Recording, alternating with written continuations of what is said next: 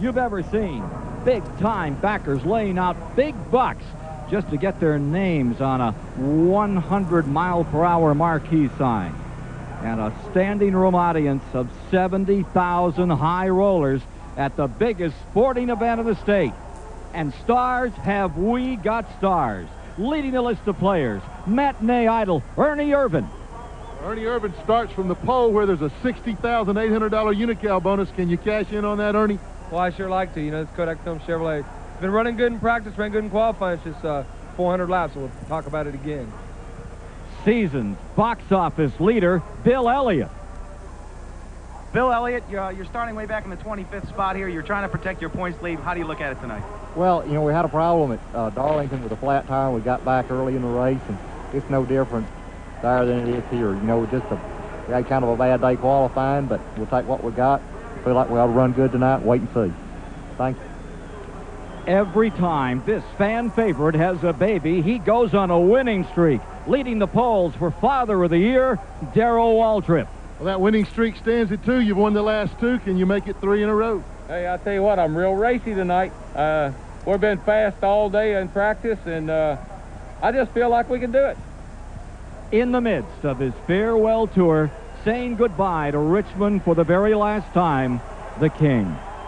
Well, the King, Richard Petty, is picking up all types of accolades here at the start-finish line. He's a couple minutes yet from getting inside the race car, but Richard Petty gladly picking up accolades in front of 70,000 fans. Every one of them here will be pulling for Richard Petty this evening.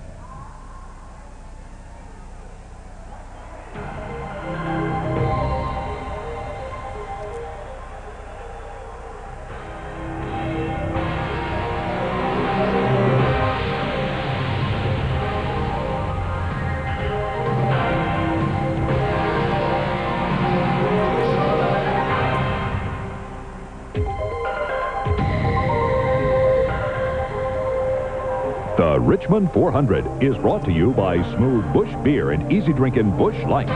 By Goodyear, #1 in tires. By Castrol, engineered for today's smaller cars. And by Napa, because there are no unimportant parts. TBS brings you live the Richmond 400. Hello, everyone. Ken Squire at Richmond International Raceway. We're on this 3/4-mile track. $600,000 is about to be divvied up among the very best, with our live coverage following the 35-car field amassed down below us right now. A lot of great stories here tonight. There's Bill Elliott leading the Winston Cup standings by 119 as he comes into tonight's battle. But Bill Elliott finds himself starting in 25th position. And Neil Bonnet, he's got some racing to do. He intends to stay up on top. He's going to have to get up there in a hurry. Right now, he's leading a points battle, but if Davey Allison, who starts 5th, should finish that far ahead of him, the battle will be over in Davey's side. Davey will take the lead if they finish like it is now. We talked about the points battle. Let's talk about the Battle of Richmond. For more on that, let's go to the STP Pit Communication Center with Rick Benjamin. Well, thanks, Neil. Good evening, everyone. It's going to be a marvelous battle here tonight at Richmond International Raceway. Some wonderfully strong drivers starting up front, and Bill Elliott, as we've documented, will go from the rear of the field tonight. Some of the drivers certainly who will be contending tonight, Davey Allison, who has had very much an up-and-down season. Davey has led the points battle 15 weeks so far out of the 22 Winston Cup season weeks, and Davey is certainly primed for a strong run here tonight. Another driver we'll be keeping our eye on tonight, also in the top 5 in points, Alan Kulwicki. Second here in March on TBS by 18 inches. A winner on the short track at Bristol, Virginia earlier this year. Kulwicki certainly a strong, strong candidate tonight. Gentlemen.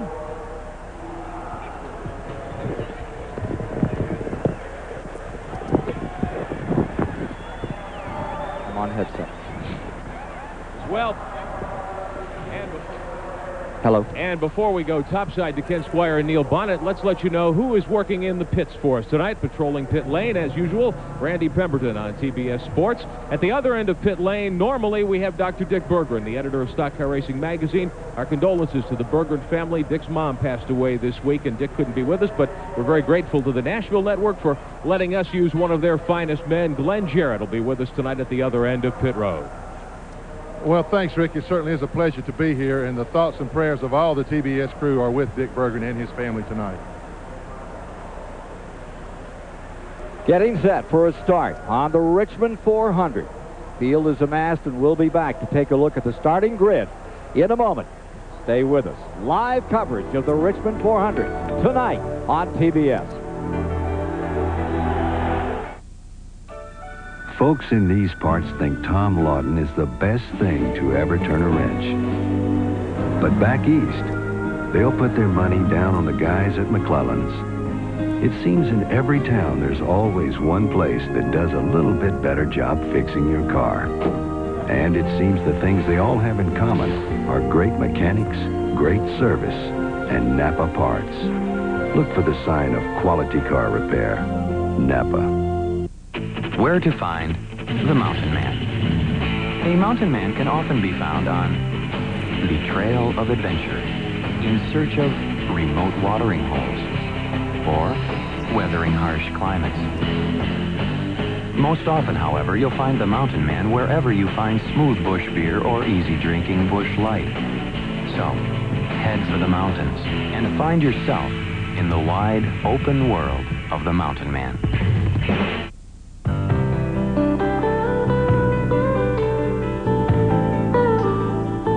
All of these championship-winning drivers have one thing in common: Goodyear Racing Eagles. The race-winning technology that's found in the Goodyear Racing Eagles can also be found in the world's best-selling line of high-performance street tires, Goodyear Eagle Street Radials. The champions know, and it's why we say the best tires in the world have Goodyear written all over them. When your engine is working hardest and needs protection most, Castrol GTX is the only leading motor oil that meets the world's toughest requirements for viscosity breakdown in every grade. Fact is, the only way you can get that kind of performance from any other leading brand of oil is like this. Castrol GTX, engineered for today's smaller cars. Try Castrol Super Clean for tough, greasy jobs. If it won't come clean with Super Clean, it won't come clean. Atlanta's have to widen their lead in the West, but Houston's young guns are there to prove that raw energy is an unpredictable edge. The Braves at the Astros, live at 2:30 Eastern Sunday on PBS. General Samuel Wakefield has just given the command to fire the engines, and we're set to go racing here at Richmond International Raceway. And it's time for us to take a look at the Valvoline starting grid for tonight's racing program, event number 23 on the season. Ernie Irvan, he's on the pole for tonight's go, the California campaigner. And alongside of Ernie Irvan will be Ricky Rudd, who's having a great latter part of the season. Going to row 2, and there you have Rusty Wallace, the 1989 winner. Mr. Consistency these days, it'll be Alan Kowicki alongside. In row 3, the 1988 winner. Remember that great win when his dad started the event and he finished it? Davey Allison's there. And Jimmy Hensley of Ridgeway, Virginia. Row 4 tonight is Texas Terry Labonte from Corpus Christi and Brett Bodine from Chemung, New York. In row 5, Jeff Bodine, his elder brother, and Ken Schrader from Missouri. In row 6, two-time winner of the event, Dale Earnhardt and Dick Trickle from Wisconsin. In row 7, Batesville, Arkansas's Mark Martin and the four-time champion, Darrell Waltrip. Row 8 is Harry Gant and Dale Jarrett. For row 9 tonight, Kyle Petty and Morgan Shepherd. In row 10, it's Rick Mast and Spanaway, Washington's Derek Cope. Row 11, Wally Dallenbach from Colorado and Wisconsin's Jim Sauter. Row 12, Michael Waltrip and Jeff Purvis from Tennessee. Row 13, Bill Elliott out of Dawsonville, Georgia, who won here in the springtime, and Ted Musgrave. Row 14 is Jimmy Means and Hutch Strickland. Row 15 is Sterling Marlin and the 7-time winner, Richard Petty. In row 18 tonight is Bobby Hamilton and Chad Little of Spokane, Washington. Row 17, Jimmy Horton from New Jersey, Wisconsin's Dave Marcus. Rounding out the field from Alabama, Stan Smith becomes a provisional starter. Full Moon Racing tonight here at Richmond International Raceway, Neil. Field rolling out. We have 400 laps, 300 miles to be covered. We watched them last night in Grand National competition. Any thoughts as we get ready for tonight's show? I think what we're going to see is a good race. You know, when you come to a racetrack, it's supposed to be a racetrack, not a follow the leader. And we've already seen it. When they redesigned this racetrack, it made the cars capable of racing two abreast. Good side-by-side racing in the corner. We saw a lot of good cars pass on the outside. I think tonight we're going to see some guys. There's Rusty Wallace, who's been back a little bit. He's right in the middle. He's real aggressive. We got Ernie Irvan up front. Kyle Petty. There's a lot of cars that can jump out there and fight for the lead, and I think we're going to see a big battle tonight. Let's take a look at this course, this 3/4-mile course. Let's get a unique course description. One of the things that's so unique about this racetrack now, the drivers have to use their head, not just their foot on the throttle. When you go down the corner like this, you see Waltrip in the 17 car. Watch right here. Let's stop the frame right here just a minute. You see the 17 car trying to turn down under the 59. But Darrell himself said last night he actually made too much of a run too quick. If he'd have laid back a little bit more, he said he could pass him on the inside. Let's roll the tape a little bit more. You see him have to lift off the throttle. His only option, fall behind the 59, try to make another run. But what's going in this corner? The 59 car dives to the inside. Let's stop the frame right here. We see Waltrip doing the only thing he could possibly do, try the outside of the racetrack. 59 protecting inside, 17's got to do it on the outside. It's almost impossible to pass. Let's watch the rest of the tape. Watch Waltrip's car get loose out there on the outside. It's possible to pass out there, but on the last lap, it's going to be a tough move to make. We'll see it all night long, guys, working to stay on the inside of this racetrack. And that's the way that Robert Presley won, using lap corner 2 and corner 4 to give himself a victory in that very last lap last night. Now, Richard Petty was starting up in front here, just taking an honorary lap in front of the field, and he has now fallen back into his position for the race. We're riding with Mark Martin, car number 6, carrying an onboard camera tonight for us as he settles down for a start. Talk about something unique, Ken. Look at the flash bulbs in the grandstand. You think these people don't like nighttime racing? They're flashing all the way around. Now you're riding in the Trop Arctic car of Jimmy Hensley, a little further back in the field as he gets ready to go this evening, right behind Alan Kowicki. And he actually is starting a little closer to the front. Jimmy Hensley had that great starting position of 6. He had a tremendous run in the Cale Yarborough car. And here's Derek Cope's car toward the back of the field. Car number 10, the Purolator car, also carrying an onboard camera for this evening's race. Last night, the shot we showed just then out of the car, and the same shot you're seeing now, you saw empty seats because they didn't sell the back straightaway in turn 1 and 2. You will not see an empty seat tonight. They're sitting in each other's laps. This place is packed. Speed limit on pit road tonight? 35 to 45. They were talking about 35, 45, and they dropped it down to 35, I think. They had talked earlier today about going up to 45 tonight, but I don't know it had been a question. Showing a take 1 to the field. Now I think we're going to get a go this time by. Take a look at this shot of this sold-out house. Been sold out for 3 months, and they've added some 14,000 seats. They did give them 1 more to go right now. This nighttime racing, they usually give them an extra lap to get the oil warmed up in the cars. These cars actually have thermostats on the oil coolers now. They have never seen it, but for this nighttime racing, they put a thermostat until the oil gets warm. It doesn't go through the oil coolers. They're trying to keep these motors together. Well, there it is. It's a gem. Richmond International Raceway. How far it has come since it used to be the old Strawberry Hill racetrack 40, 50 years back. Pennzoil aerial platform giving us this dramatic picture of this lovely racetrack that has everything as far as I'm concerned. It acts like a super speedway, yet it really is a short track. Gives you that kind of action. Qualified today at 120 miles an hour. Ernie Irvan getting up there for the point.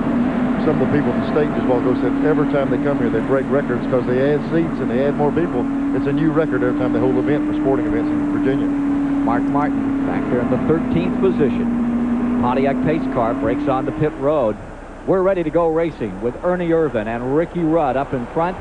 As the sun sets, the excitement goes up at Richmond International Raceway as they break into turn number 1.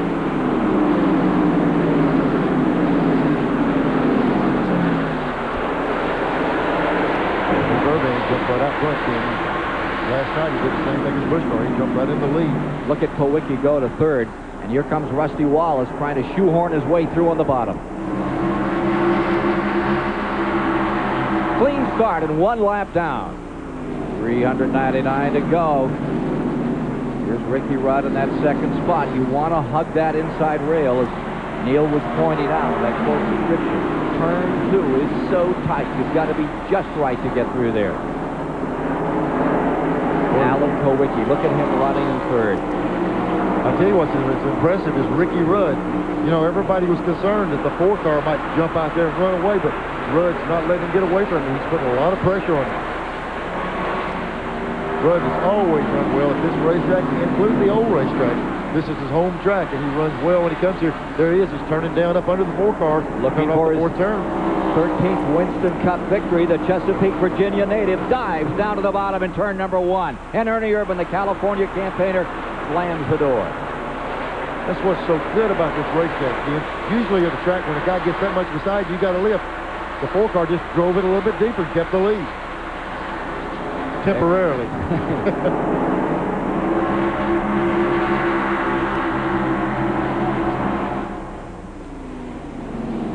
Down to the inside, Rusty Wallace goes to third spot. Alan Kowicki back to fourth.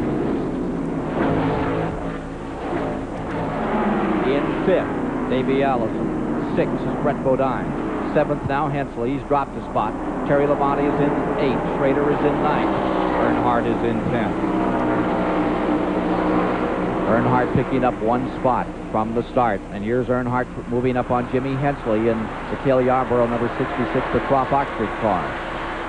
Schrader right there in the 25. Hasn't had much luck on this racetrack. I'd like to turn that around tonight. 9th spot. And looking back from Jimmy Hensley. And Earnhardt in pursuit. There's Jimmy Hensley getting a look at that Goodring sign on the hood of that car. Blurred the vision. I wonder if we tapped the camera a little bit there. Leaders. Urban, Rudd, Wallace. 1, 2, and 3. 7 laps down, this time by. Kowicki falls back 4 car lengths from the leaders. Wallace making a run on the inside. Wallace is probably as hungry as any driver on this circuit to win a race. Last week was really the first time he's ran right up front in a long time, and he said he thinks he's in good shape for tonight. Big night for him. This is his sponsor's race. He needs a good finish. He thought for a moment he had the pole. Then in the last moments of qualifying, beaten out by those 2 that are running side by side. Whoa! Urban just barely scrapes through on Ricky Rudd in turns 1 and 2. Wallace coming back. Battle among the top 3. Rudd really worked on Urban. He rode him right up off the corner several laps, right on his back bumper, and I thought he might have a chance to get by him, but Ernie beat him down in the corner again. Now here's Wallace taking another stab at it in turn 1. Coming around to complete 10 laps this time. Ernie Urban is in front, and look at this battle further back. That's the 25, Schrader in 9th position. He is battling with Jimmy Hensley. Battle is for 8th. Schrader in 9th, trying to move up 1 on Jimmy Hensley in the 66. Mark Martin right there. And there's the view from Jimmy Hensley. And here comes that 25 back on the inside another time. Mark Martin sitting there trying to say, which one of you guys are going on? He wants to follow the guy that makes the pass, but he can't figure it out yet. Still absolutely dead even in this battle for 8th spot. Schrader on the inside. Hensley giving it a heck of a ride on the outside. The 9-time winner in Grand National competition. Now Mark Martin noses down to the bottom. Terry Labonte comes with it. Derek Cope pulls on pit road at lap 11. Cope in the Purelator car on pit road. Look at Hensley hanging on the outside, Neil. Yeah, his car's working good outside. We're inside of Cope's car there. He's having a problem. He's on pit road. They've got the hood up. Now look at this battle for the lead. Here you see number 5 right down there, Rudd going for it. Ernie Urban along the high side. This is what's been so good about this racetrack. Getting beside a guy doesn't necessarily say you take the lead. We've seen a lot of side-by-side racing, and in practice, you just get beside him doesn't mean you're going to take the lead. Great shot coming down across that start-finish line. And again, Ernie Urban pushes the Kodak car out in front, and right back comes the Tide machine. Oh, just a little loose for a second. With that car number 5, he pinched it on the inside of 2. Exactly what you were talking about before we began this race, Neil. Yeah, there's Rusty Wallace. He's trying to figure where to go. He thought about 3 abreast coming off that corner. When these 2 guys run side by side, the first 2 cars, They're really heating their tires up. After they get single file, Rusty might be able to make a run on either one of them. And this coming up is only lap 15, folks. 300 miles, 400 laps. Going to be a goodie. Just 385 to go. Back to the inside comes Rudd. And Ernie Irvin stays right with him. Boy, Rusty is wanting to get in the middle of those guys so bad. Every time they make that opening, he sticks the nose of that Pontiac in there. Now he's trying the outside groove. Ernie Irvin stays up in there, and with that number 2, they draw away. There's the effect of the draft on this 3/4 mile track, Neil. Yeah, and like I was talking about before, they really, 2 guys side by side, really warmed their tires up. I felt like that Rusty sitting there taking it easy. He might be able to make a run on Irvin. He's been sitting there taking it easier on his car. Rusty Wallace, number 2, in the second place, is among those drivers who say moving the fall Richmond race to Saturday night was a great idea. Rusty was sitting back there the biggest advantage licking his tonight chops. is that He's the just track telling doesn't him. change. You're not chasing the weather. It doesn't get, it's not cool then hot. It stays pretty consistent throughout the night. And when the race is said and done, I can go play around the lake all day Sunday. Right now he's playing around for first place, Bonnet. As I was trying to talk all over Rusty, I said he was back there licking his chops. Those 2 guys running side by side, really heating their tires up. And as soon as they got single file, Rusty drove by both of them. But here comes Ernie Irvin right back on the bottom. Rusty's working in the car. You can see coming off the 4th turn, he's got those white gloves on, and he's really working that steering wheel. He's hustling that race car. The Maestro in number 2 pulls away by 4 car lengths. Wallace in the number 2. He's been looking for a win for some time. His best finish this year was 2nd at North Wilkesboro. And Derek Cope in the Purolator car calls it a night early, pulls off and goes back into the garage area. Look at this battle for second place. Rudd hammering away on Ernie Irvin as they go into turns 1 and 2. Ricky Rudd right down low, and again has to take that extra chop on the steering wheel. Did you notice that 5 car really jumping the throttle and almost hit him and lift and let him go back? The nose of the car pushed out. If he'd have stayed in the throttle, he'd turn Ernie around. They're racing hard, but racing real clean right now. Let's go to Dale Jarrett. Well, guys, while all this action is going on up front, Davey Allison started 5th. He's maintained 5th, but he dropped way, way back about 20-25 car lengths from the lead pack. Radioed in and said the car had a real bad push in it. The cool temperatures make the car bite a little better, but since then, he's seeked around, sought a better groove. He has been able to pull back up almost on the rear deck of Alan Kowicki, but he's got the man in black, number 3, breathing down his neck. So I look for Earnhardt to make that pass on Allison, take that 5th spot away pretty soon. Thank you, Glenn. Kowicki is 4th, Allison is 5th, and Earnhardt running in 6th. 21 laps are now complete. Rusty Wallace scoots out in front. He builds up a 30-car lead in the first 20 laps of this thing after he finally was able to snare the lead from Ernie Irvin and Ricky Rudd. You're not going to tell everybody when you asked me before the show came on who I thought would be strong, are you? Remember me saying the 2 car? Yeah, you got to. Sometimes I get lucky. I've been clocking them during practice. Rusty's been strong all week, but I'm telling you, he's hungry for a win, but we got a long way to go. No wins in '92. His last win at Pocono, second Pocono of 1991. 34 races without a win for Rusty Wallace, who now has Buddy Parrott as the crew chief, and he's a meat and potatoes kind of crew chief, kind of guy that deals in fundamentals. And right now those fundamentals are working. Look at this scramble further back in the field.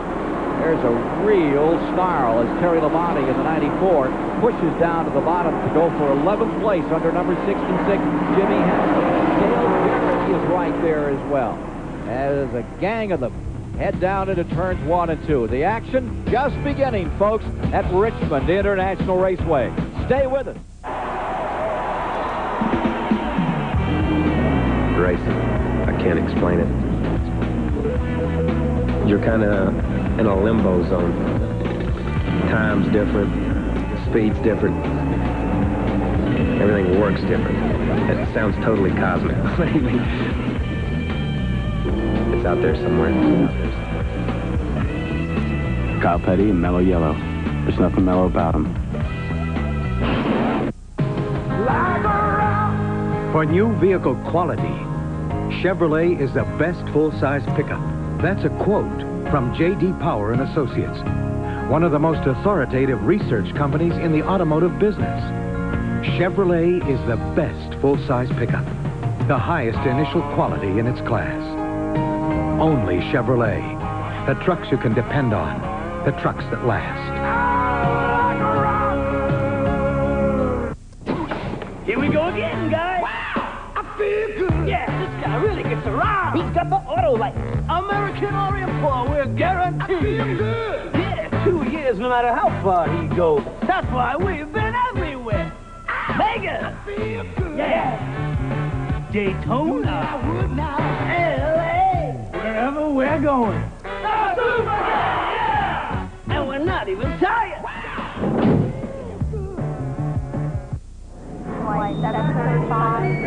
Open your coat, please. Take that thing out, slowly. You got some kind of device. We have a possible situation. No, We have a situation here. Not a situation. This is Touch the button, sir. Everybody. Car stereo. Pioneer Car Stereos offer you a detachable face for the ultimate in security. You see, it's a detachable space for the car stereo. Doesn't matter what these people are saying.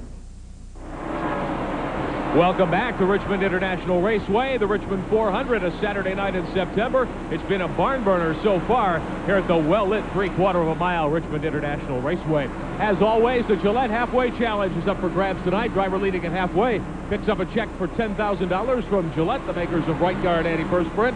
You can get involved, too. Here's how it works. Send a card to this address, Box 2246, St. Petersburg, Florida, 33731, 2246, the zip code. Have to be 18 or over. You'll be in the drawing for next week's event.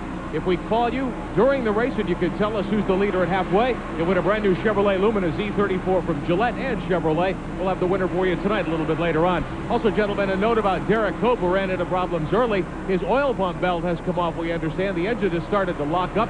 Crew looking at the situation now to see if they might get him back into the race. Thank you much, Rick. At lap 32, there's the first car going down. It is Horton, Pennsylvania Dirt Modified star. It's the first car lap. Lap 32, or actually we're working 33, as Rusty Wallace dispatches him. And look at this battle. There's the number 6, Mark Martin, who's just gone beneath Earnhardt in the number 3 car and picked up another spot. Gets him up into the 6th position, Martin. And Earnhardt is back to 7th, and you see in 8th the number 17 of Darrell Waltrip. Back up front, Rusty Wallace continues to run her wide open. Well, Rusty Wallace down here was talking to his crew chief, Buddy Parrott. Here's what Buddy Parrott said. Please, Rusty, cool your jets just a little bit. There's a long way to go. Rusty said, we've pulled a great gear. One of the many selections that these drivers and crews have to make is gearing. But all of a sudden, Rusty came over the radio and said the 2 car is starting to have a little bit of a miss. It is skipping. So Buddy Parrott said, turn off the brake fans. Lots of different electrical appliances that these guys have running in the car to keep the brakes cool as well as the rear end cool. Buddy already said, turn off the brake fan. Neil Bonnet, that could be a bad sign later on. Yeah, he probably thinks he's got an alternator problem. The longer he runs with the electrical stuff on, he's going to drain the battery. These electrical systems that fire these motors take tremendous amount of fire. When it gets weak, the motor misses an RPM, and he must be experiencing that. 67 100ths of a second separating this field when they started. And already in first to second is a separation of almost 2 seconds, 1 7/10, as Rusty Wallace gets on his war paint, game face, and comes out here and for the moment rides away from Ernie Irvin in 2nd spot, Ricky Rudd in 3rd. Now showing in 4th is Davey Allison with 5th spot belonging to the number 6 of Mark Martin, followed by Alan Kowicki and Dale Earnhardt. Rusty Wallace, one driver who's had a disappointing season. But Rusty Wallace says he's on the edge of turning things around. It's getting late in the season, and we've had such a bad year the first half. There is a little pressure maybe put on by myself to hurry and get a couple wins out of the way, because I really thought we were going to win 4 or 5 races by this time. But we've had some personnel changes, had to change a lot of rules, bodies and motors and stuff like that. Things are really hampered. But right now, it's really going good with the new crew chief. Right now, lap 39, there he is with the advantage. And about to put a lap on Chad Little in car number 9, the Harry Melling car. Take a look back here. Here's Earnhardt in number 3. going after Alan Kowicki in number 7 for 6th spot, and Waltrip right in the thick of it. The outside, Kowicki's car had been fading just a little bit. There goes Dale in the 17 car, Darrell Waltrip around there on the outside. Kowicki's car seems to be giving up just at least a little bit. We understand, gentlemen, that the Dale Earnhardt crew is a little concerned. Earnhardt's car is loose coming off the corners. That may be why he's running up high at the moment. That Waltrip car is from 15th to 8th. That's looking good as it noses down to the bottom. Tries to snag another position out of turn 4. You know, Waltrip told us at the top of the show that he felt racy. When a driver says that, he just got the feel through the seat of his pants that that car is going to do what he wants to do. Darrell said his car is really hooked up, and he's coming after him. Bristol, Darlington, both following to him. That rain-shortened Darlington last week. Here is number 17, Earnhardt working for 6. Waltrip working for 6. It's Earnhardt's position at the moment, but not for long as they pull up on Jimmy Means in car number 52. Ooh. Jimmy Means saw him coming and moved over. Gave him plenty of room for the two of them to get off that corner. Seen some pretty wild racing at Richmond in turn 3 and 4 back in the half-mile days. You remember those days, Neil? Oh, yeah, I remember them. I tested this place a few different ways. We saw the guys really working the steering wheels. This track is so smooth. It's smooth as silk. The thing that makes them a little loose of the gas pedal. You can loosen the rear wheels up.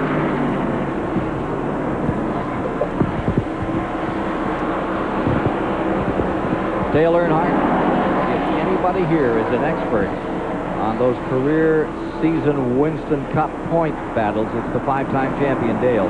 He thinks this year's fight may go right down to the wire at Atlanta in November. There's nobody really dominated consistency.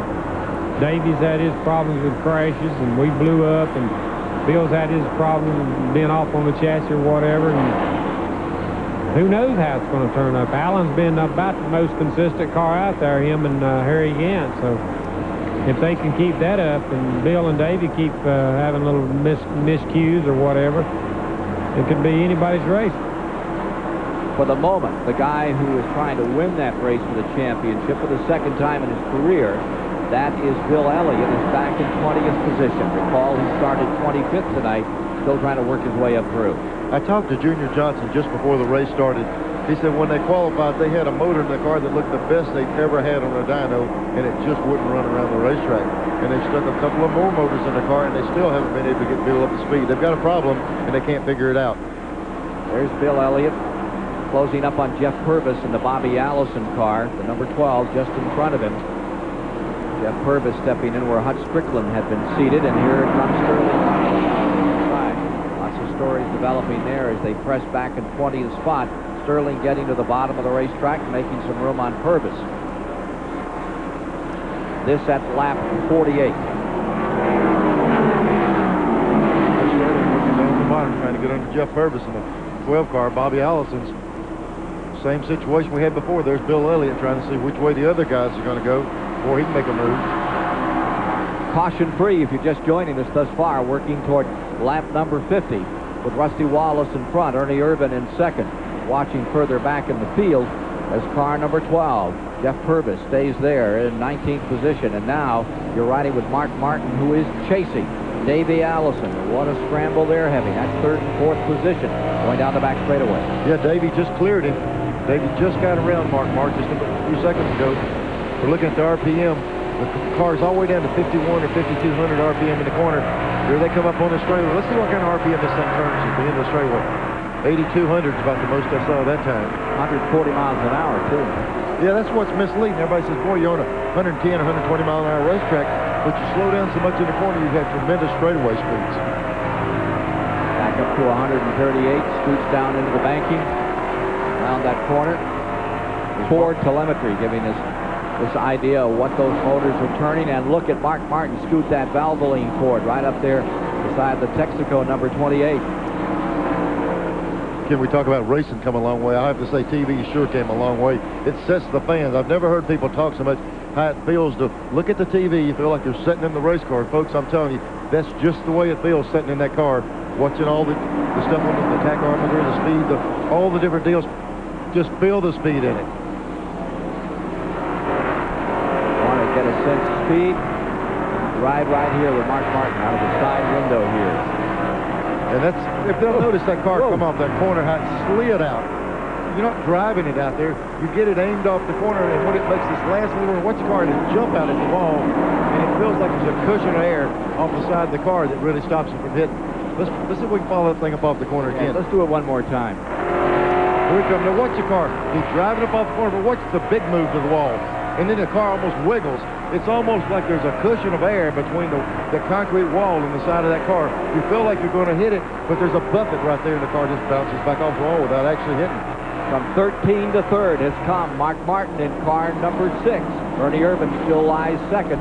Rusty Wallace up in front. Those GM cars seem to have those heads figured out, and they've been running well in the last several races on the Winston Cup scene. You're watching it live on TBS.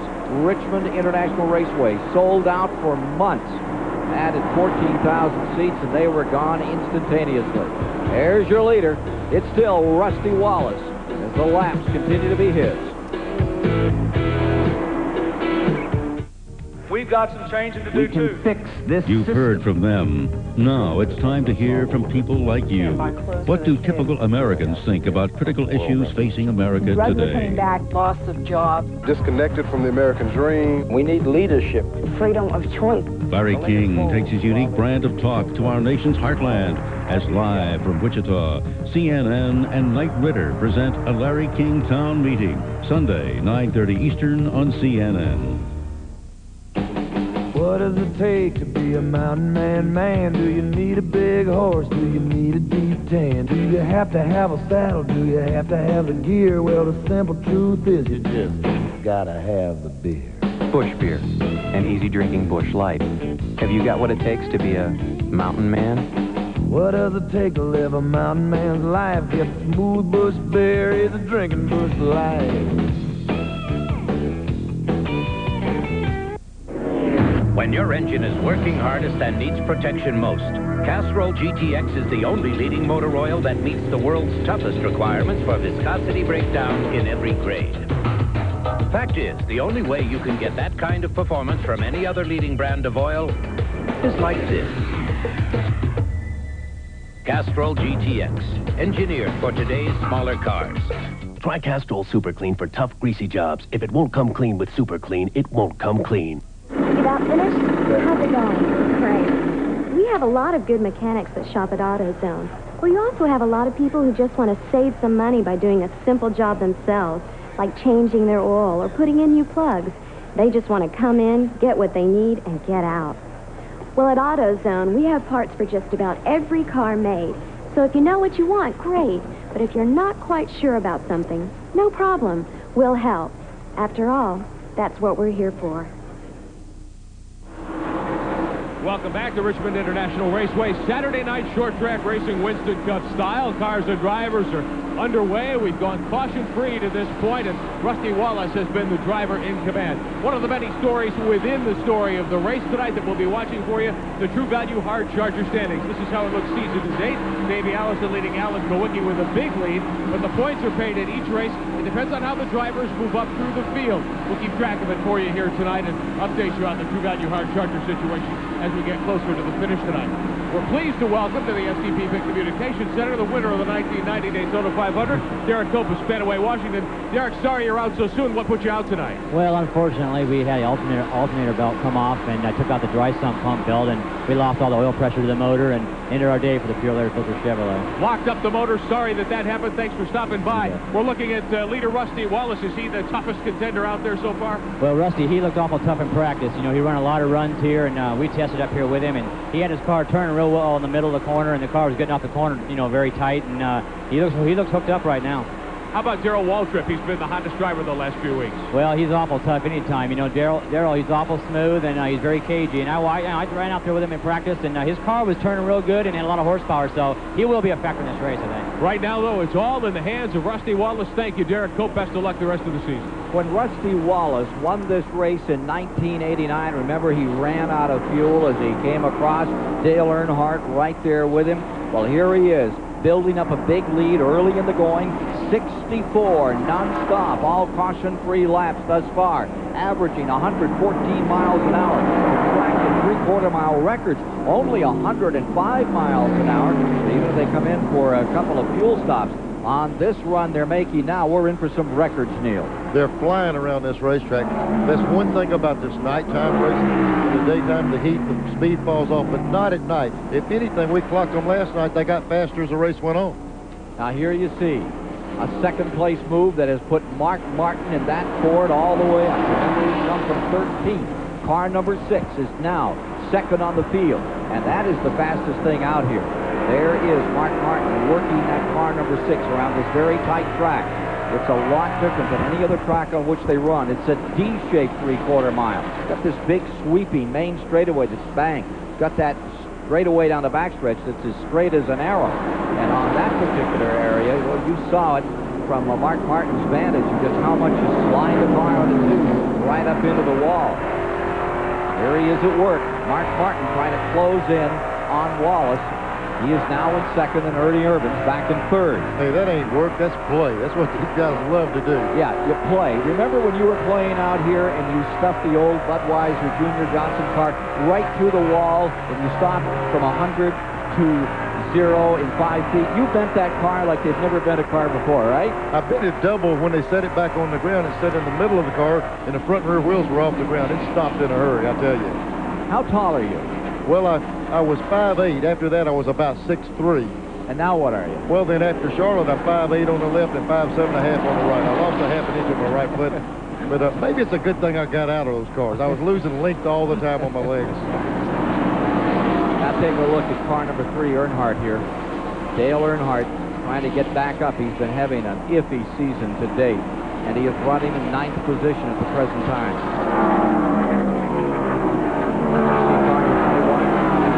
Shepard, the Wood Brothers car, and here comes Morgan knocking on the door for 9th position. Brett Bodine in the back of the picture.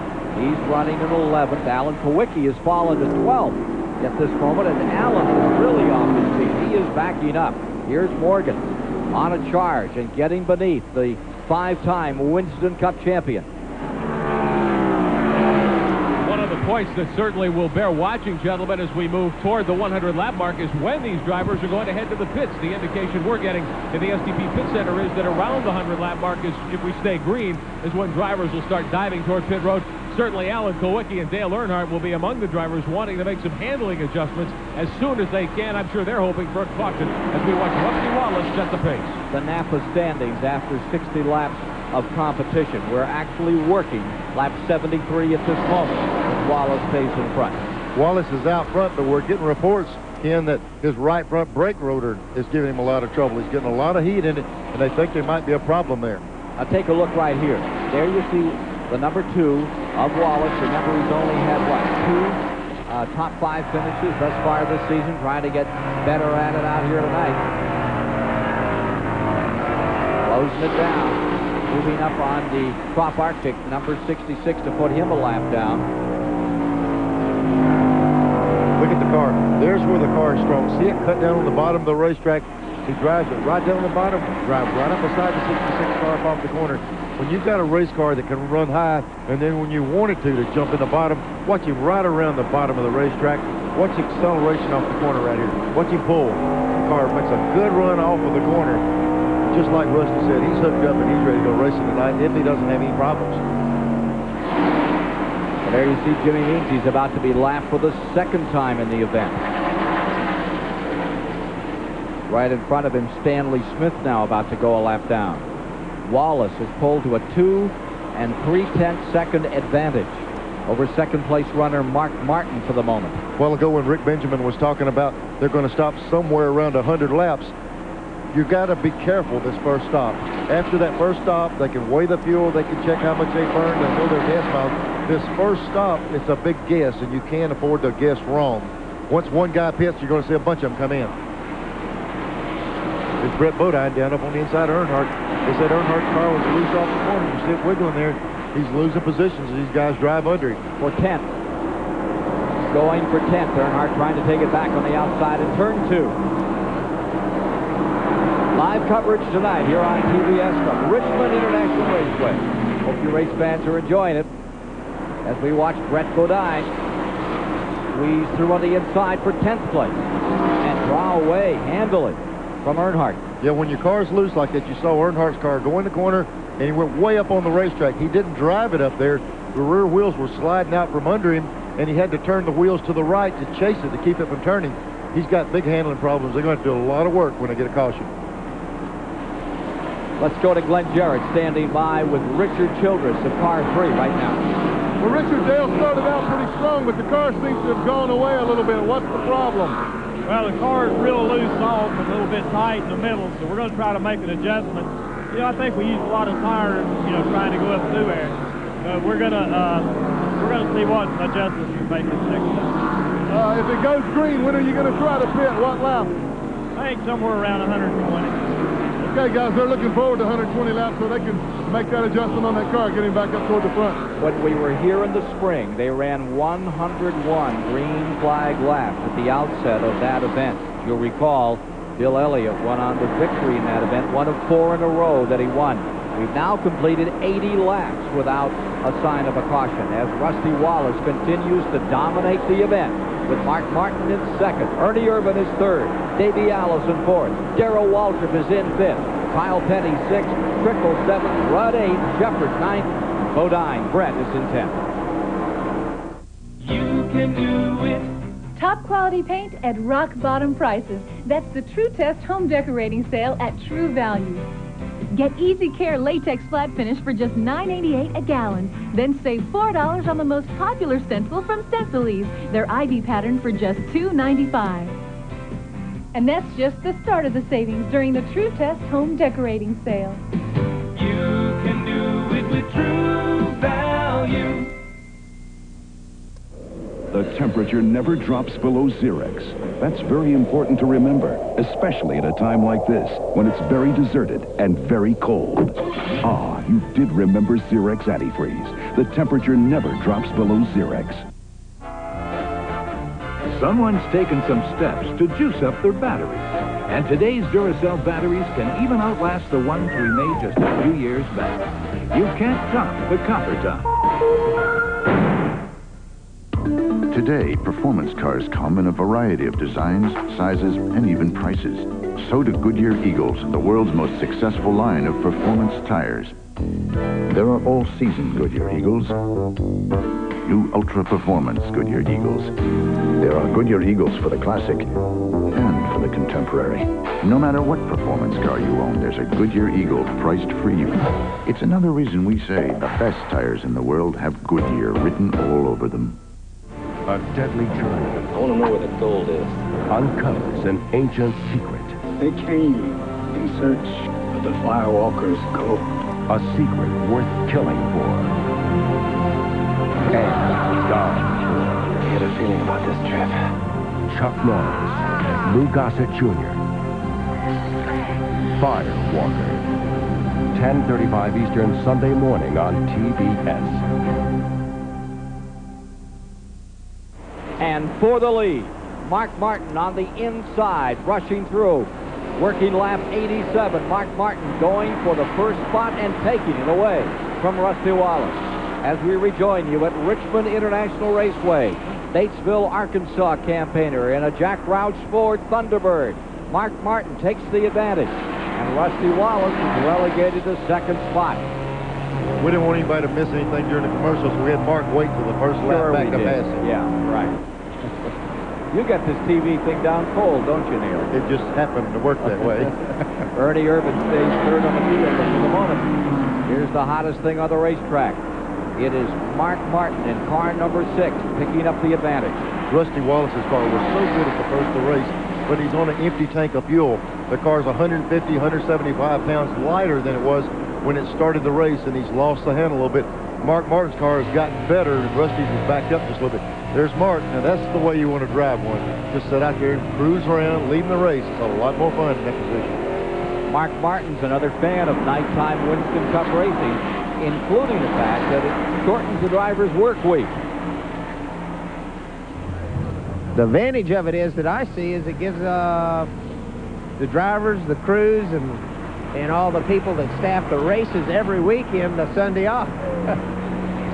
There's a different thrill, there's a different excitement, there's a different feel when you walk into the grandstands. We're competitors, so it doesn't affect us as much, but there's something about night racing that is a different feeling than going into a day race. Well, right now, the feeling is that Mark Martin is as tough as they come out here. He's just unbeatable. At lap 90, he's in command of this thing and walking away from Rusty Wallace. Martin's best finish in this race was second back in 1990 as he makes his sixth start in this Richmond 400. For the moment, it's his. Wallace is second, Urban third. Davey Allison stays in fourth spot. Alan Kowicki's car number 7 has backed up into the 17th position. And there you see Bill Elliott, the point leader, about to go a lap down. That number 11 car of Bill Elliott that is being shown at the present time in 23rd position. He's dropped back a couple. Elliott going nowhere thus far tonight, about to be lapped maybe in the next 10 before we get to 100. When I was talking to Junior Johnson earlier today, he said, you know, I don't understand. We're seeing good power and we can't get the car to run. I said, Junior, that's nothing new. That happens a lot of times. They just can't figure out why the car's not going fast. They've tried everything, and Bill's not careful here. He's fixing to go a lap down, and that could be costly in this points field. Here he is, almost ricocheting off the back of car number 19 as he tries to get himself a little running room and move around out there.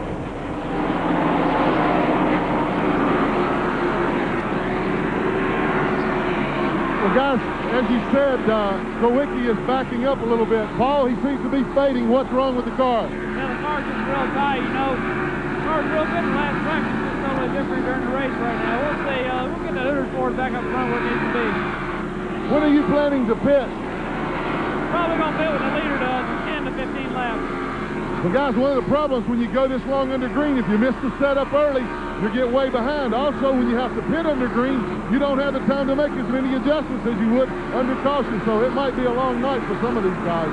And Glenn, we're about 100, we're 30 laps away, 25 to 30 laps away from coming in here. Or if we stay green, Kowicki, couple of poles, couple of second place finishes at Richmond. Take a look at this. There is Bill Elliott, the point leader, back in 23rd spot, getting lapped by Mark Martin. That's happening at lap 96 if you're keeping track. Pulls up on Smith once again. Stan Smith at the 49 just in front of him. And then the 15 car with Jeff Bodine, but more cars. Boy, they're really catching them out here. Take a look. Here on pit road is car number 90. Cut quickly. Now driving for Junie Donlevy to the end of the season before Jimmy Spencer will take over for Donlevy with a brand new sponsor. Big story on that we'll give you a little later. So look at this Mark Martin car. Mark Martin trying to get around Stanley Smith down the back straightaway. Stanley's car seems to be real strong down the straightaway. There's Mark going to try him on the outside. Well, he's threaded his way all the way up. We have 22 cars still in the lead lap. 35 started. One car has officially retired from the race, and that was Derek Hope out of Spanaway, Washington, the Purolator car. Stanley's car is running pretty well, and he got his bent earlier out here. Bounced it off a wall. He had to do some repairs on it, but it's looking pretty strong right now. Mark's in a position now where he can't just pass the 49. He's going to have to pass the 49 and the 15 car to make. He's going to make a 2-car pass just about to get around him. Now he was able to get in between the 49. Here he goes on the outside of Bodine coming up off the corner. That's a tricky little move right there. You always question, does the 15 car know I'm out there? But Bodine saw him and gave him room up off that corner. 3 times he's won on short track. He came out of the ASA rank. Won the national championship in the ASA on several occasions. There you see the number 6. And here comes that 4th place car, Rusty Wallace. That's the interval back between first and second with 100 laps complete. Ooh. Finished that car number 6 and came up out of the hole in turn 2. Started off for the wall, and Mark had to retrieve it. Stays right there tending to his knitting with the advantage now of about 20 car lengths over Wallace in second, Urban in third, and let's not forget that Davey Allison has picked up 1 spot. If they were to finish as they are right now, Allison shoots right back in front of the Winston Cup standings. with 6 races to go after tonight, Neil, just what you called earlier. That's what's so crazy about the way the point system, and it's good. You know, everybody says, boy, Bill's got a great big lead. It doesn't take but one race to turn that lead around. Not only first, second, third, but the whole top section up there can shuffle on any given race. Bobby Hamilton just coming in, and now you see Kyle Petty going to the inside, going for 4th spot, and setting Davey Allison back to 5th. Davey Allison right back on the outside, and he's going to retake that spot. And here's the leader coming onto pit road. 35 miles an hour. Boy, that really cuts you down. Kyle Petty coming in behind him, man. 2 of the front running cars coming in.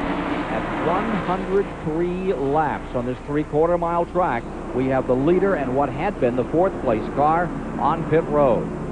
Going to do 4 tires. We see the right side change, but look at the left. You see the guy taking the left side lug nuts off. If they're going to do 4 tires, they feel like it's critical just to track as hard as they work in the corner.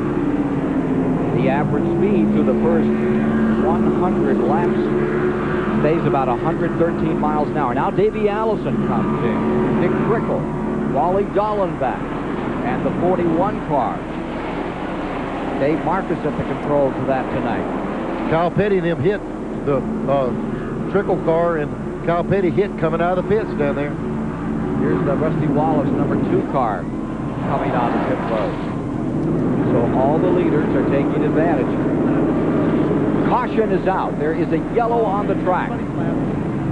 Car number 71 has spun. Boy, there's a big advantage that will go for these cars that have stayed out here tonight. Leader coming by.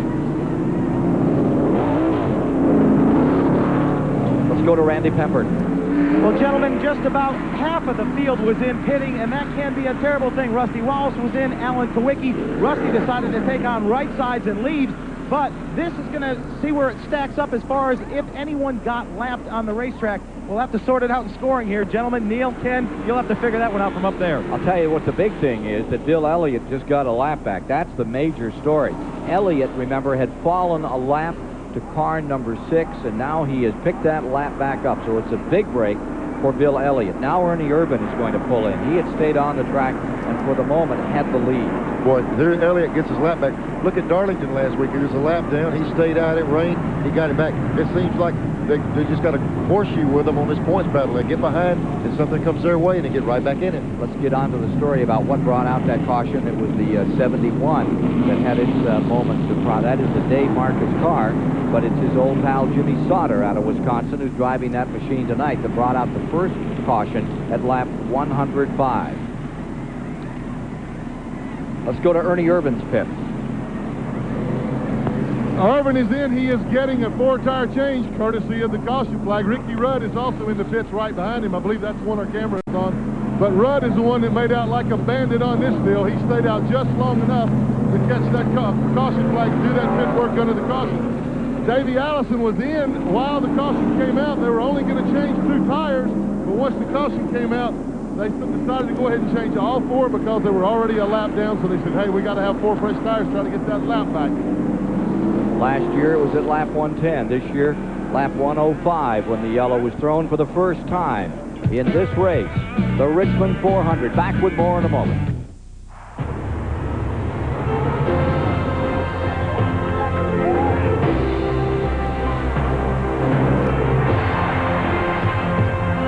Everyone talks about how racing technology makes their street cars better.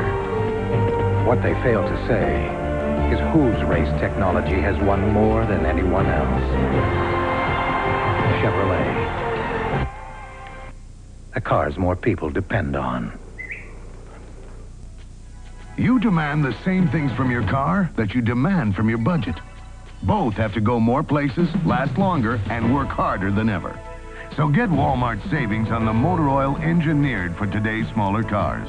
Castrol GTX. Castrol provides maximum protection against viscosity and thermal breakdown. And Walmart savings provide maximum protection against paying too much. Walmart. Always a low price. Always. Oil. It's the lifeblood of your engine. That makes your oil filter your engine's most vital organ. That's why Fram keeps going the extra mile to make the best protection even better. The Fram Extra Guard Oil Filter. Unique glass fiber paper stops more dirt than any other filter for the best protection ever.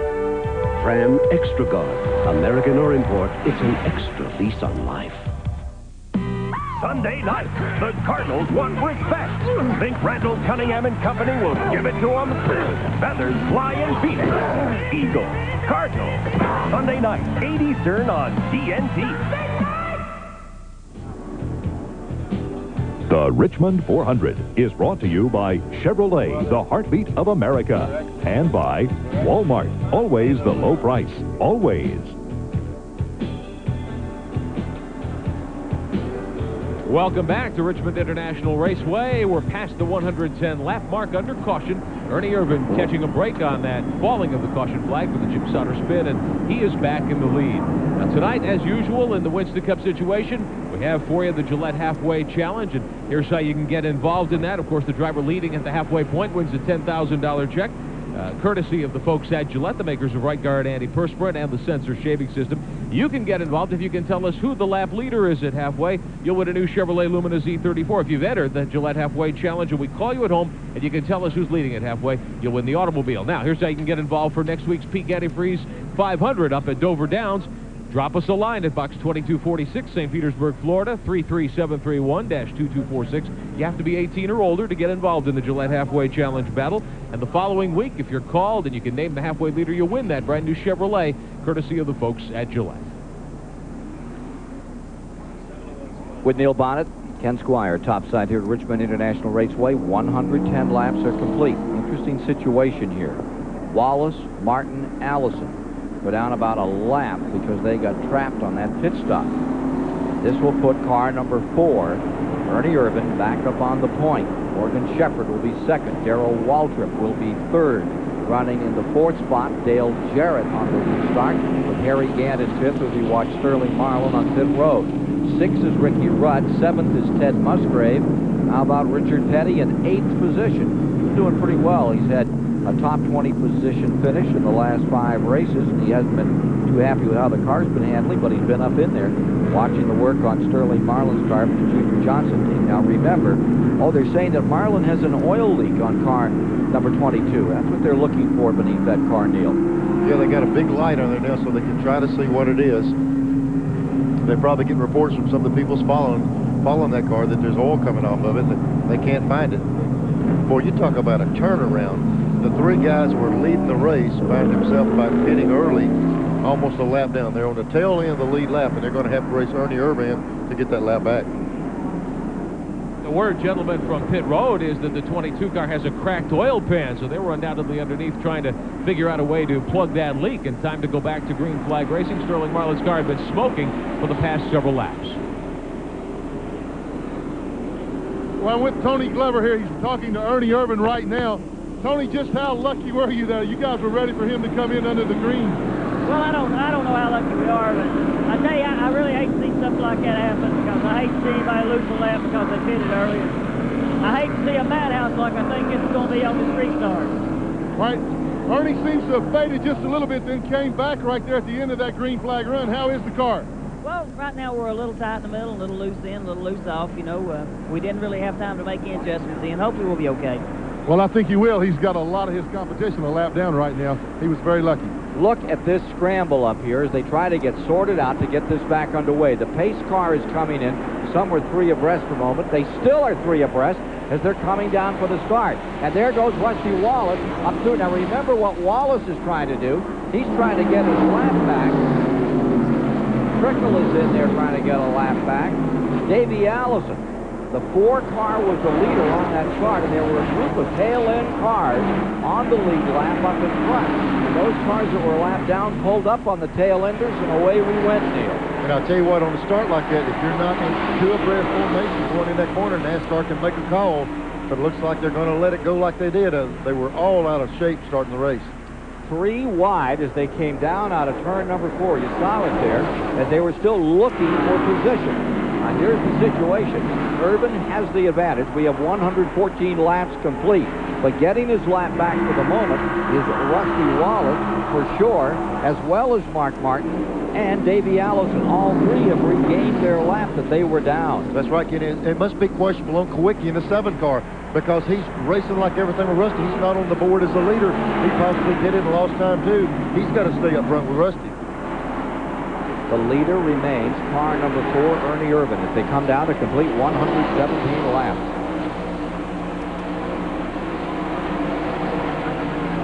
There's the 4 car. He's actually leading the race, but he's back in a big pack of cars, and they're not going to let it be easy for him to get around. All of them in front of him are wanting to hold him back there. Well, there is a snarl for sure on that restart. Now, here's Ernie Irvin trying to get his way through and just pass Kyle Petty, who's had a tremendous last 6 or what? He's had, out of the last 12 races, 11 top 10 finishes. Kyle Petty is on a strong roll. Best average finish in the last 8 races, over 2 laps down. They are reporting at the present time. Is that correct? They're showing Kyle as 2 down, not just 1. Well, he's really had it hooked up for a while here. Kawicki got around up front. The 4 car is having a battle with each car because, I mean, they're fighting. They're not just going to give up the position. They're actually giving up 3/4 of a mile. They're giving up the length of this racetrack. So they're going to fight the 4 car just as hard if they were battling to win this race. They want to keep him back there, and that group in front of him will get their lap back. We're showing Irvin in first, Shepard in second, Waltrip in third, Dale Jarrett fourth, Harry Gant fifth, Ricky Rudd in sixth. On this sort out after the first caution of the race, coming at lap 107. Rusty Wallace has moved around.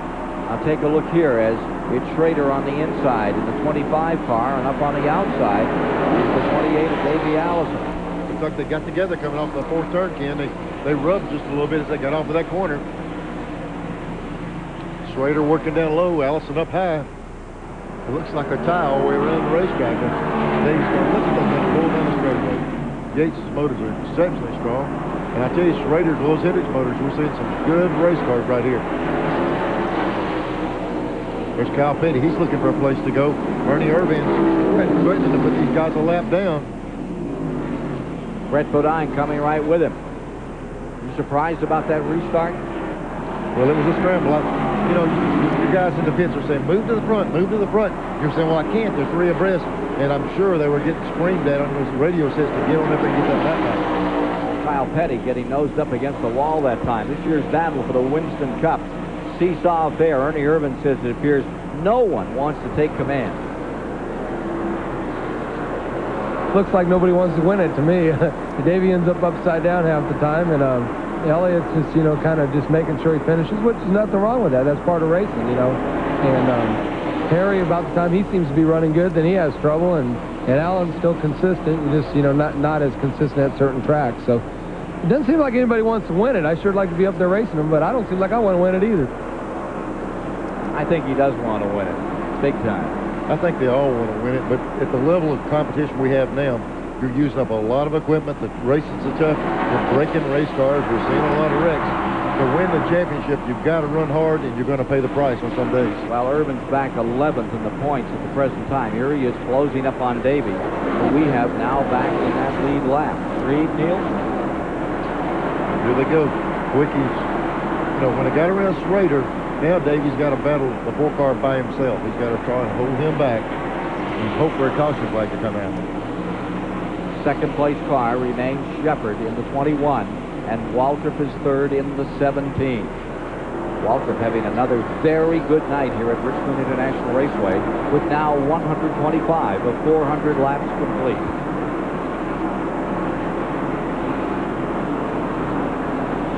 Further back in the field, Gant stays fourth. Fifth is Rudd, sixth is Earnhardt, and seventh is Jarrett.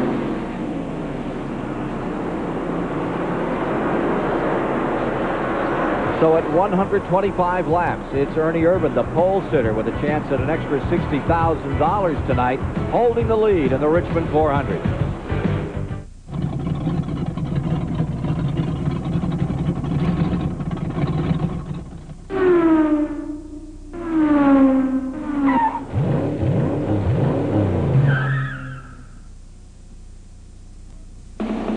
for Law and Order, the future looks bleak. Mel Gibson. We're going to give them back their hero. Mad Max. 11 Eastern tonight on TBS.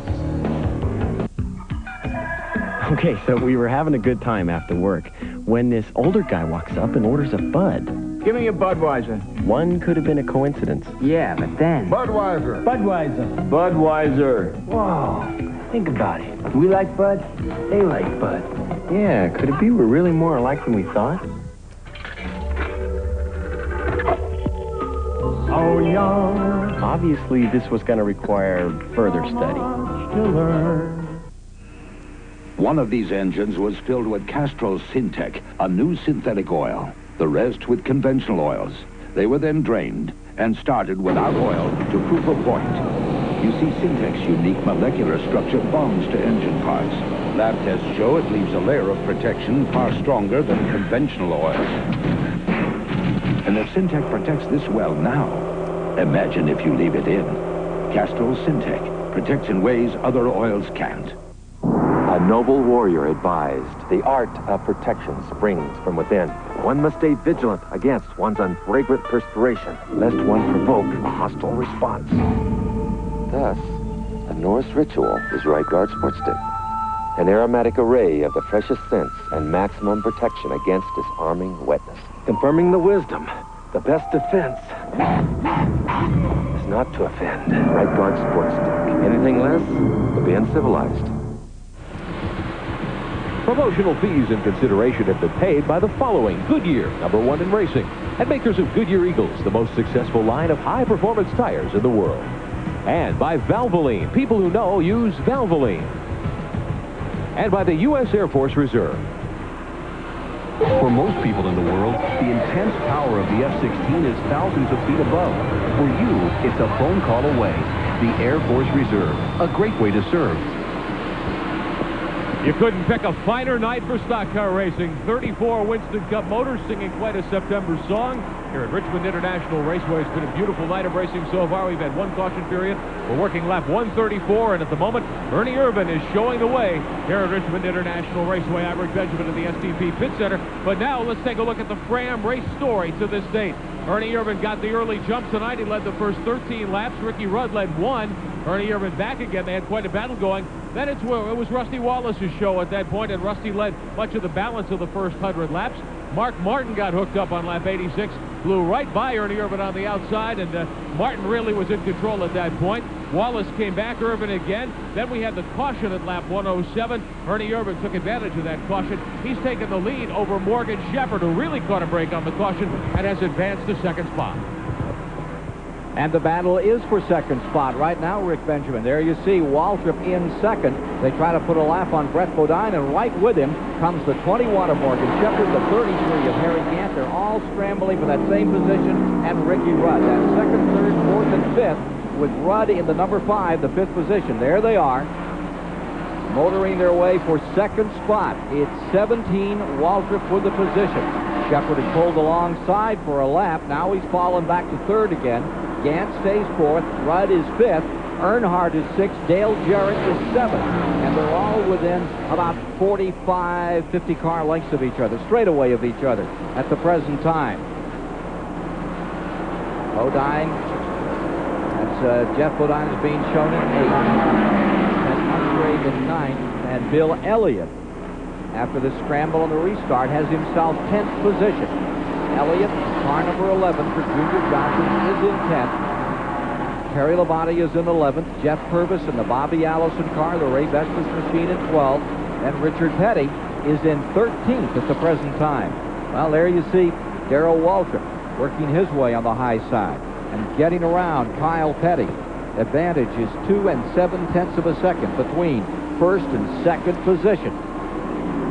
Well, DW wasn't lying when he said he felt racy. He felt racy last night. He got beaten by a very good Grand National driver out here, Robert Presley. More on that story a bit later. Darrell Waltrip says nighttime Winston Cup racing just adds a lot to the spectacle for the sport. I love it. I think it's exciting.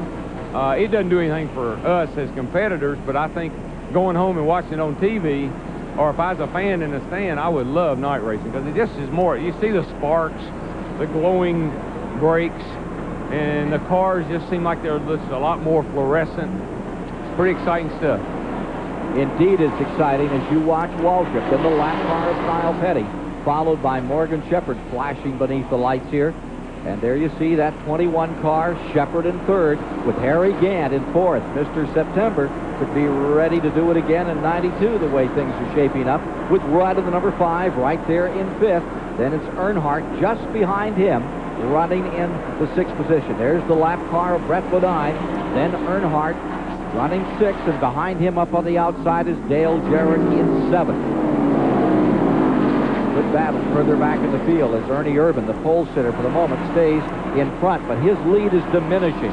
It's now 1 5/10 seconds between first and second. There's the leader, Ernie Irvin in the number 4. And there you see the 17, Darrell Waltrip. As Neil said, old DW told him he felt racy tonight, and it looks like he's ready to go for number 3 right about here. Meanwhile, Schrader in the 25 is trying to get a lap back. And while we're talking about getting a lap back, we're looking at the 4 car here. Schrader just went a lap down, but the 3 cars that were in front of him, the Kwiecki car, the 6 car, Mark Martin, and Dave Allison, they're able to stay out in front of the 4. They've still got enough lead out there. They're not getting threatened yet to go that lap down. Looks like they're able to hold their own out in front of Ernie Irvin. And here comes Schrader back trying to get that lap back in. He's in 22nd position, Neil, as he comes down to the inside out of turn number 2. Here's Schrader on the bottom of the racetrack. This is at lap 144. Again, tries to muscle his way down on the inside at 4. And he may pull it off right here. Meanwhile, here comes Waltrip closing ground. DW in the 17 car, going for 3 in a row, is right there. This battle between the lap car of Schrader and Ernie Irvin has them stitched tight enough together to give Waltrip a chance to move in here and prepare for a fight for the lead.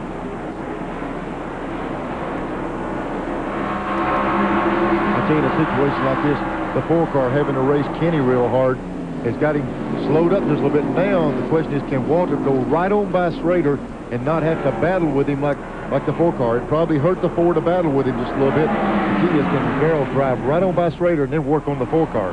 Looks like he cleared him right here, driving right up behind Ernie up off the corner.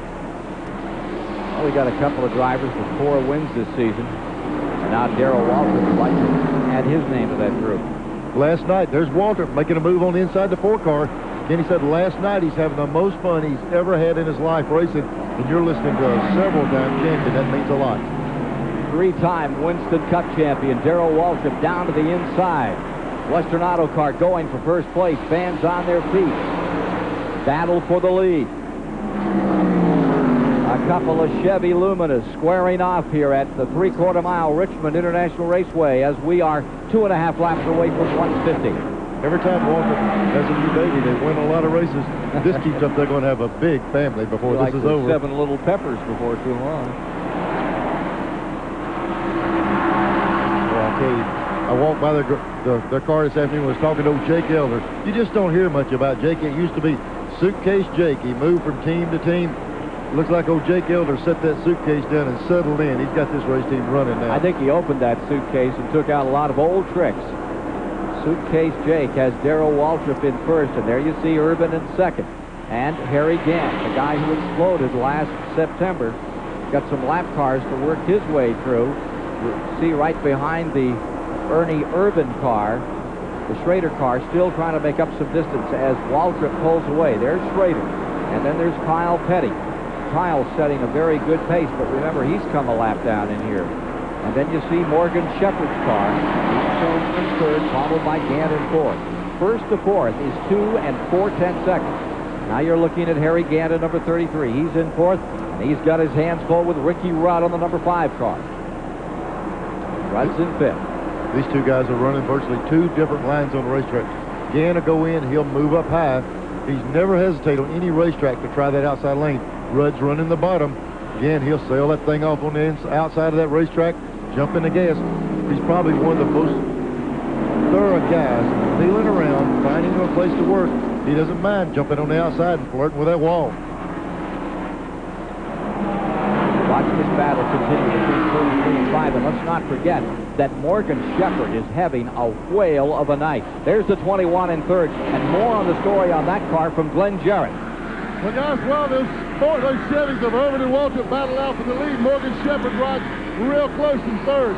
Eddie, how is the car? Does Morgan say the car is to his liking yet? You've been running awfully strong. Right now our car seems to be better in the long run, and like we just now started taking back the leader, picking back up. So the longer we run, it seems to be the better it gets. Well, those long green flag runs seem to play in your favor. You want to see this thing stay in the green flag. Okay, they don't want any cautions. They just want to ride it out. There's Morgan in third, and up in front of him, about 20 car lengths in front, is Ernie Irvin in second. There's your leader, Waltrip in 17.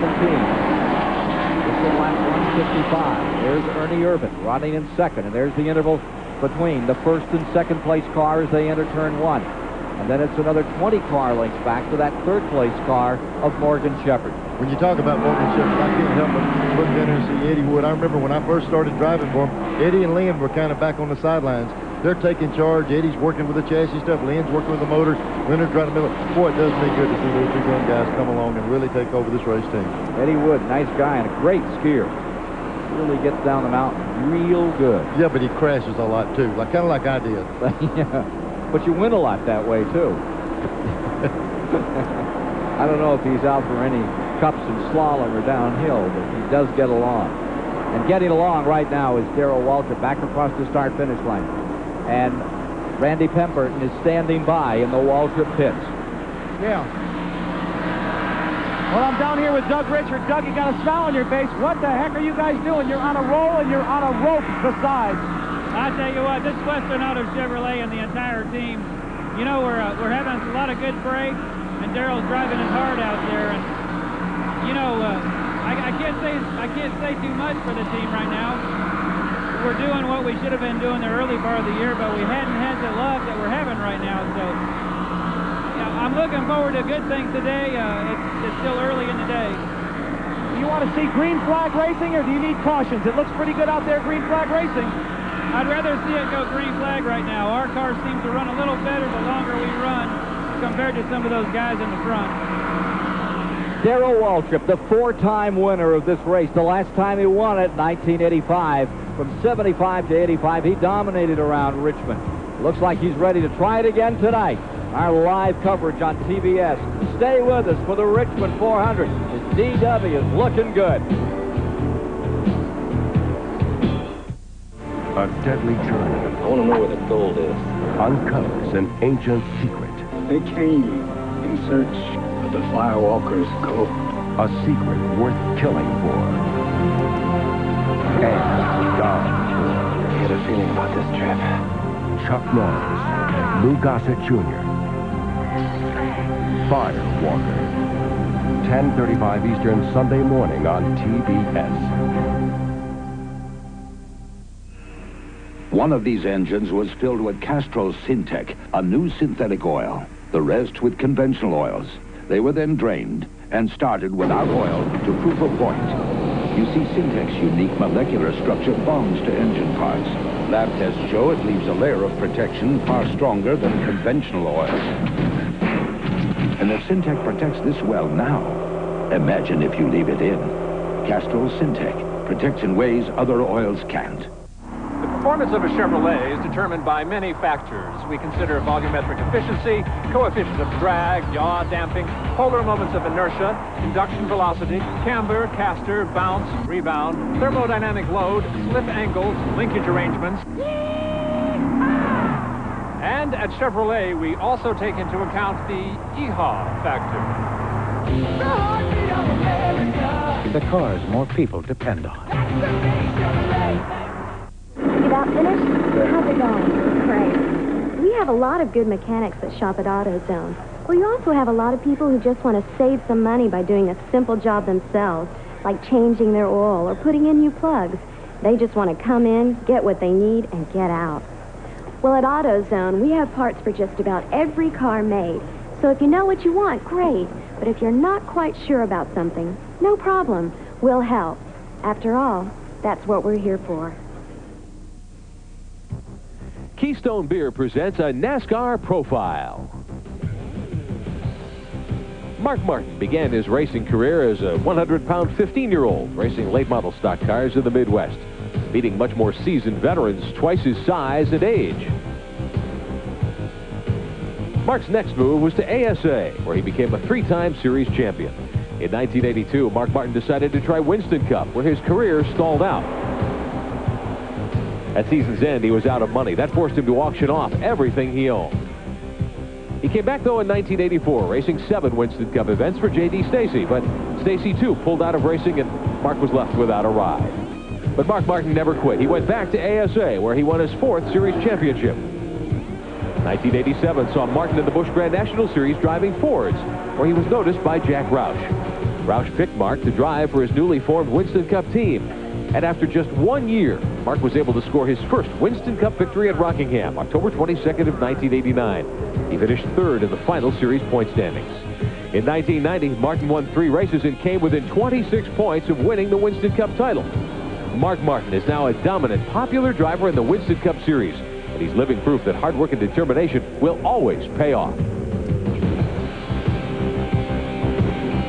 You're riding with Mark Martin as he tries to get back into this race, currently in 15th position as he got caught on a pit stop. The only caution period that we've had in the race was a costly one for Mark Martin. It has put him down. Now he's trying to fight his way in. Ford telemetry giving you an idea of just how hard he's fighting right now to get that number 6 back into it. And take a look at Darrell Waltrip lapping Alan Kowicki. When they pitted on Kowicki's car on that caution, they really improved his car. He drove out to a big lead, but Darrell Waltrip, we heard Doug Richards say that the longer the 17 car ran, the better got. Here's the battle for second. There's a 21 car, Morgan Shepherd, down the inside of Ernie Irvin in the 4 car. Kowicki going 2 laps down with that move by Darrell Waltrip. That will put him back. Here you see Morgan and the Wood brothers, number 21. Making a stout run for a 50-year-old Morgan Shepherd tonight. He's still looking for something better than a second place. He had that at Watkins Glen and Daytona on his season. As he's still in quest of Winston Cup win number 4, and he is back one more time into second position this year.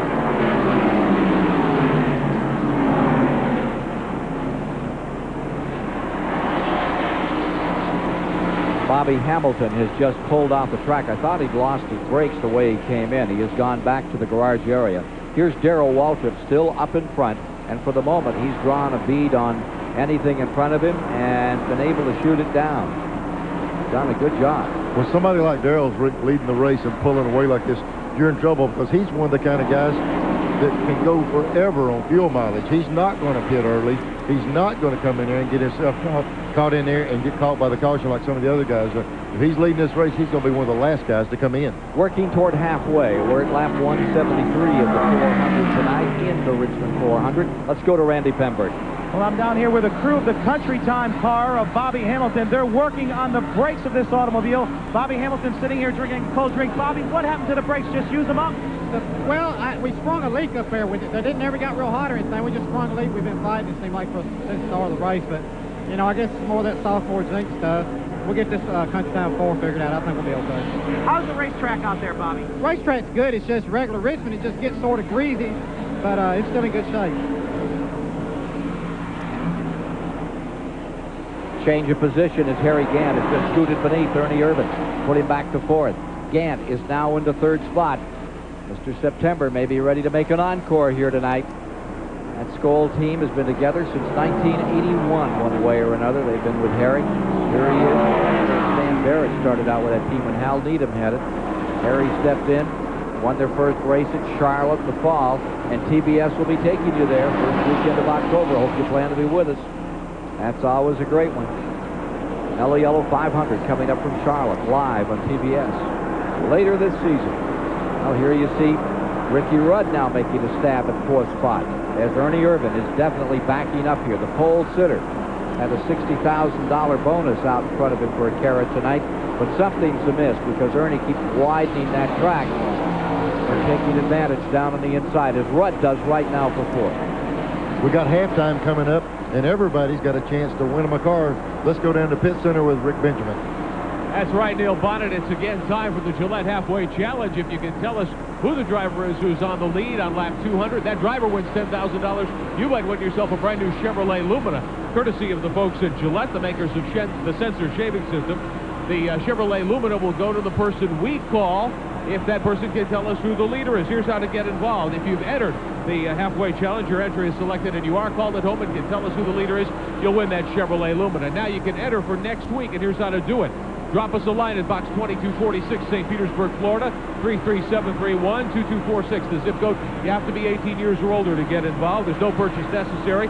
We have to get your entry by next Saturday. We'll pull an entry, and then during the running of the Peak Antifreeze 500 at Dover Downs next Sunday, we'll call a person, and if you can tell us who the halfway runner is in that event, you too can win the automobile. We'll have tonight's winner for you a little bit later on. Halfway is coming up in 20 for the moment, a little further back in the field. Here's Musgrave in 9th spot, and Bill Elliott, number 11 in 10th. What a run Musgrave is making again this evening. They come to the inside. On the 15 car, Bodine has been in front of them. And for the moment, you're watching that 18 car, Dale Jarrett. Jarrett's number 18 rig is spotted in 8th position, so he's up a lap from that group. No, he's right there with him. 18 is right there with him. And he's going back a little. Musgrave, they have a Ford here. Yep. They run different brands of car, and they have a Ford at this particular race. So Bodine goes to 7th. Musgrave is now in 8th. Dale Jarrett is back to 9th. And Bill Elliott's 10th is the way they've sorted him out there. Here's the big key right here. We said earlier that Rusty Wallace in the 2 car, he was one of the guys that lost a lap. We said he needs a caution to get back. Rusty Wallace does not need a caution. Since that last restart, Rusty has made up over half a lap.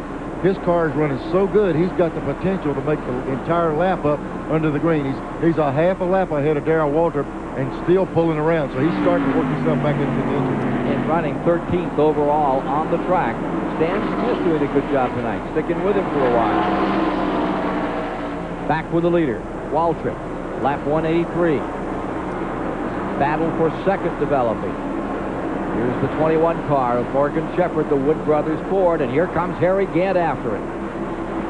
The number 33 Gant within 5 car lengths, Pollock 4. Get it down to 3 here by the time they get to turn 2, Neil. Yeah, Gant, there's Gant in that high line again. We see Morgan working the bottom of the racetrack. Gant just seems so comfortable working a car on the outside. And believe it or not, if you can work that high line, you don't abuse the tire so much. And when he does that, he actually, the longer he runs, the better that car should get. Harry gets stronger as the race goes on. Putting a lap on Chad Little as they come back down into that first turn area. Morgan Shepherd in the 21 looking for his 3rd win of 1992. Here's Waltrip in number 17, staying in front. DW has become sort of an elder statesman among the Winston Cup drivers.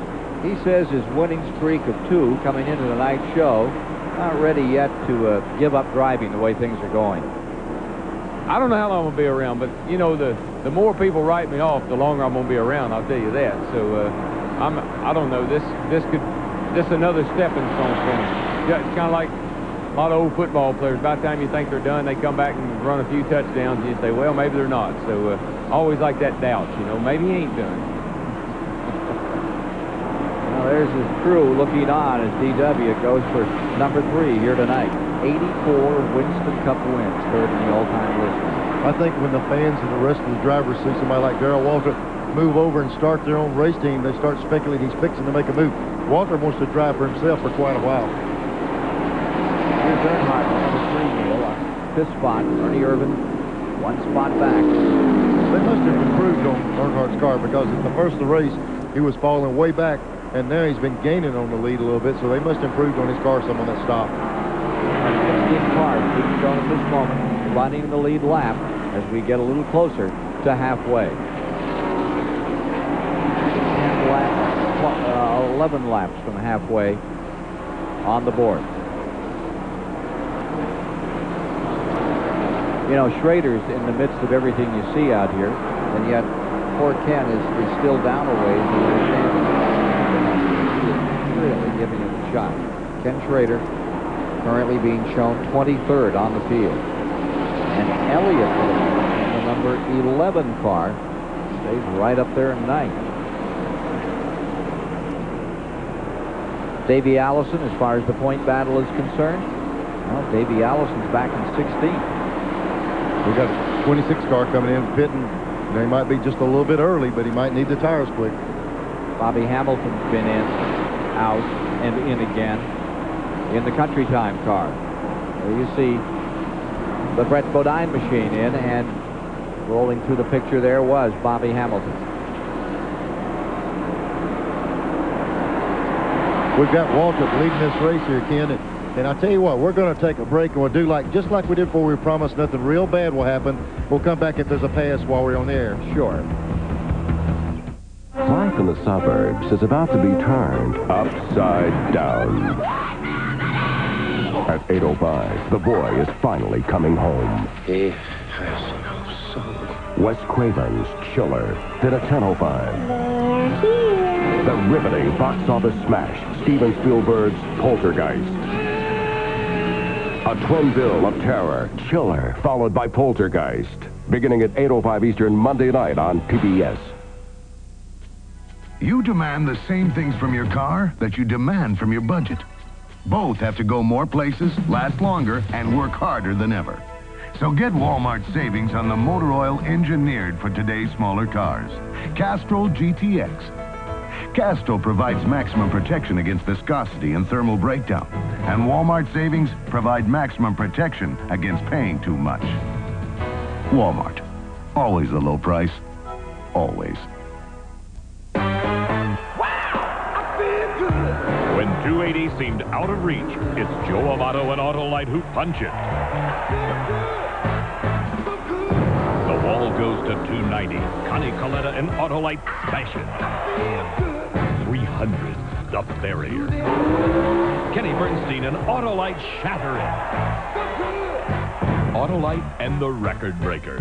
Wow, I feel good. We feel pretty good about that.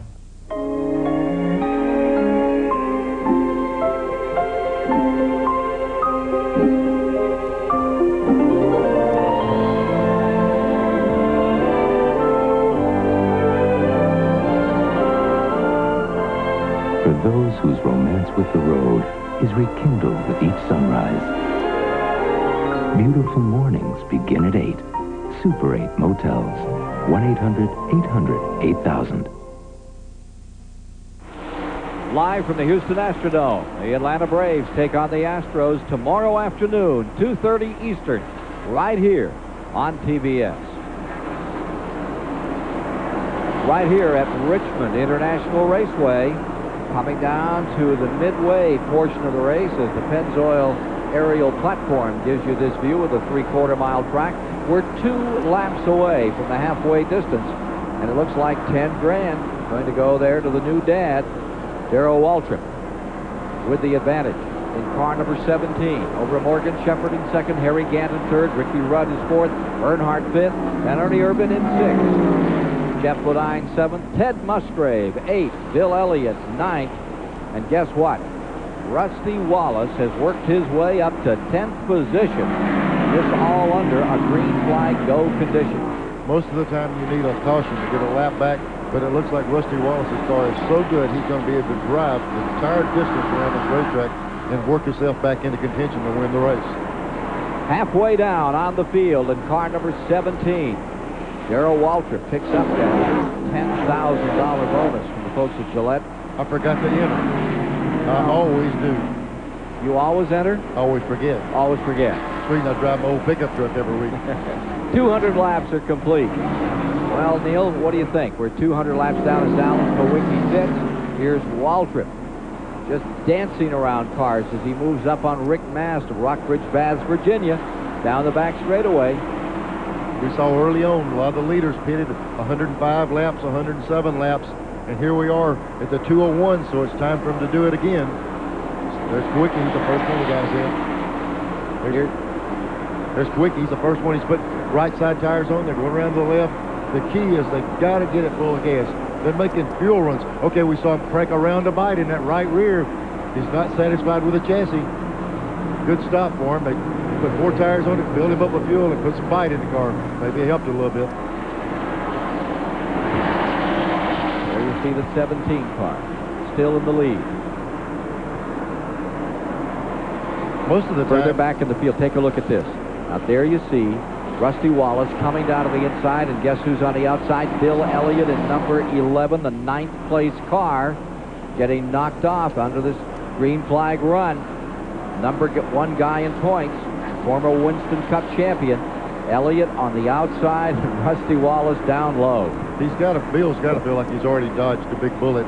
He was going to be a lap down. He caught that deal. He's got a 100-lap run here, a free ride that he's used up right now. It kept him out of that trouble.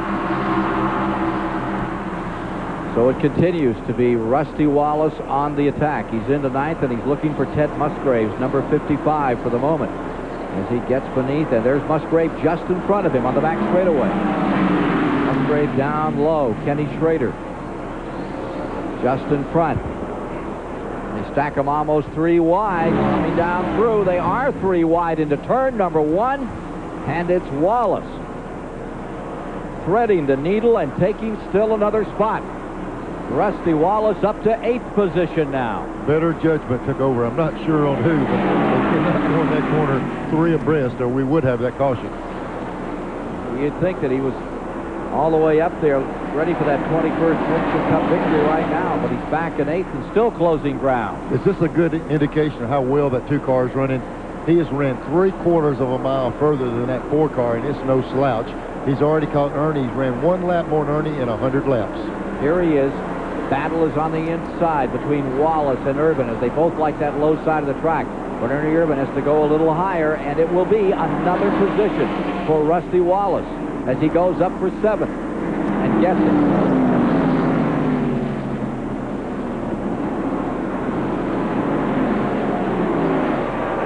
Boy, his car, look at him. See him wave his hand there. Okay, appreciate it. You know, let's go on, move on further down the track. These drivers talk back and forth with the guys they're racing with. Sometimes it is friendly.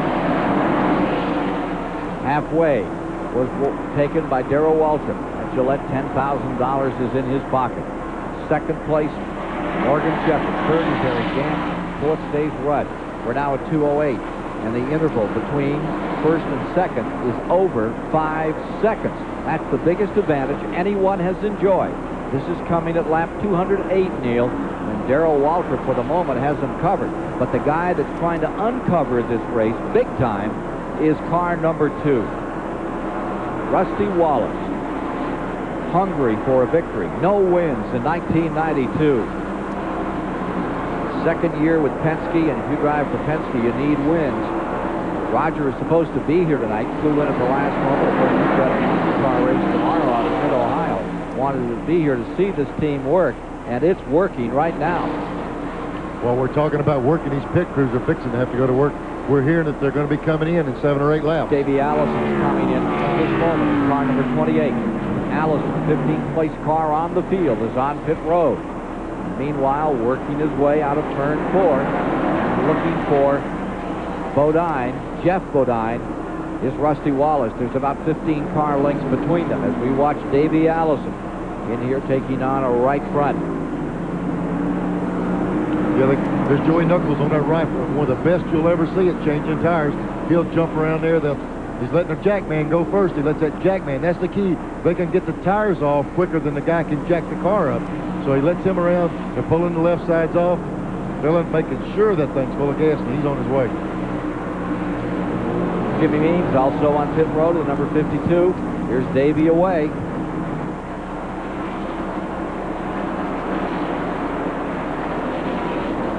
Jimmy Means in for a moment. Great Alabama campaigner, former Alabama state champion. Never gets the calls that he should. Remember when Rick Hendrick gave him a ride a few years ago at Charlotte? Had a disastrous ride, crashed hard in turn 2. Dale Jarrett's coming on the pit road.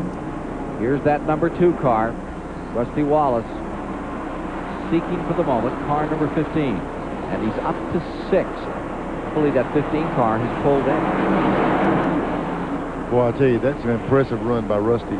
Coming through the kind of cars, he's worked his way up to 6th place from a lap down. Indeed, the 15 car of Jeff Bodine came on pit road as we're watching the pit stop by Dale Jarrett.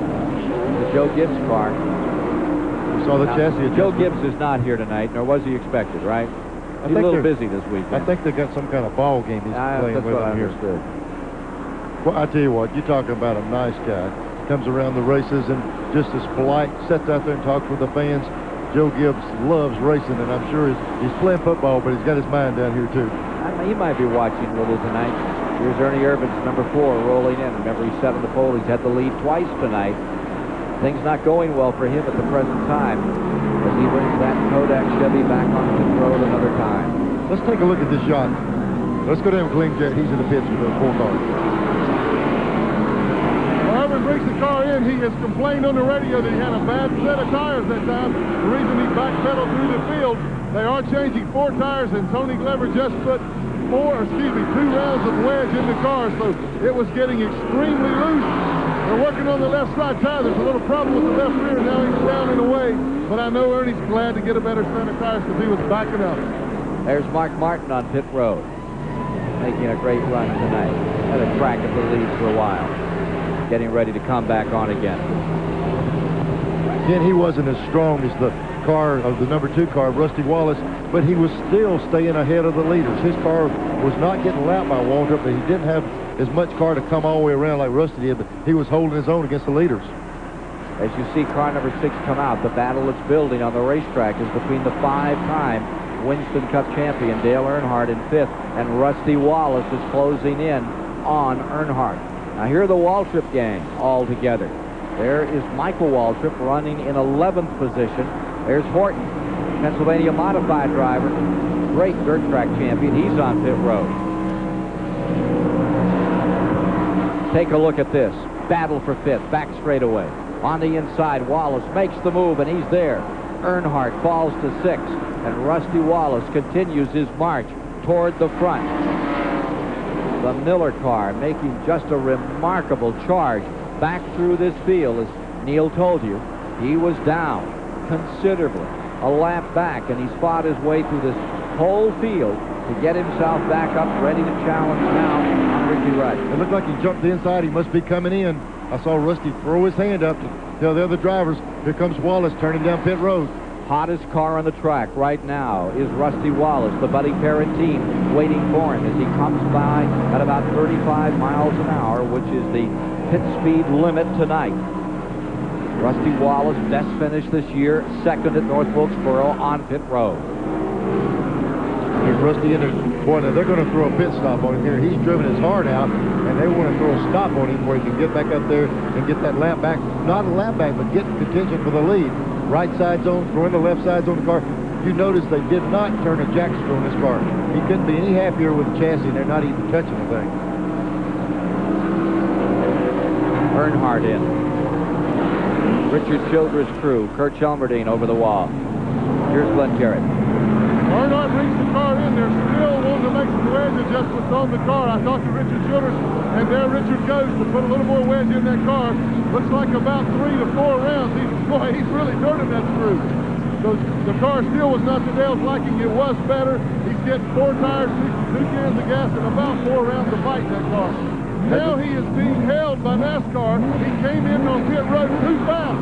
So there is a penalty here. Boy, he is hot. He's racing the engine, and now he's away, but that's a costly mistake.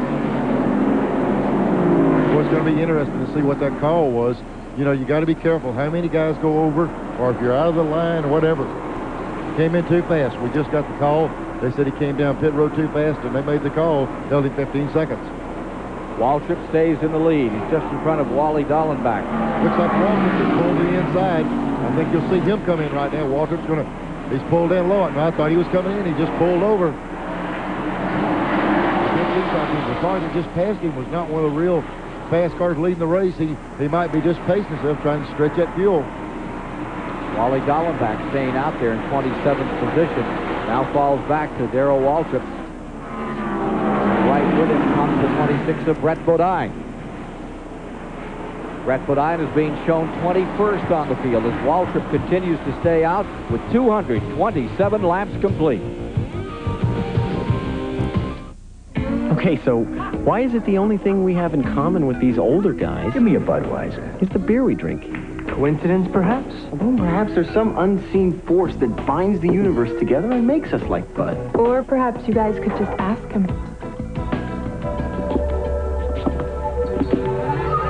Budweiser just isn't like other beers. Beechwood Age. It's the rice, the hops. Whoa, maybe we can learn something from our elders after all. One of these engines was filled with Castrol Syntec, a new synthetic oil. The rest with conventional oils. They were then drained and started without oil to prove a point. You see, Syntec's unique molecular structure bonds to engine parts. Lab tests show it leaves a layer of protection far stronger than conventional oil. And if Syntec protects this well now, imagine if you leave it in. Castrol Syntec protects in ways other oils can't.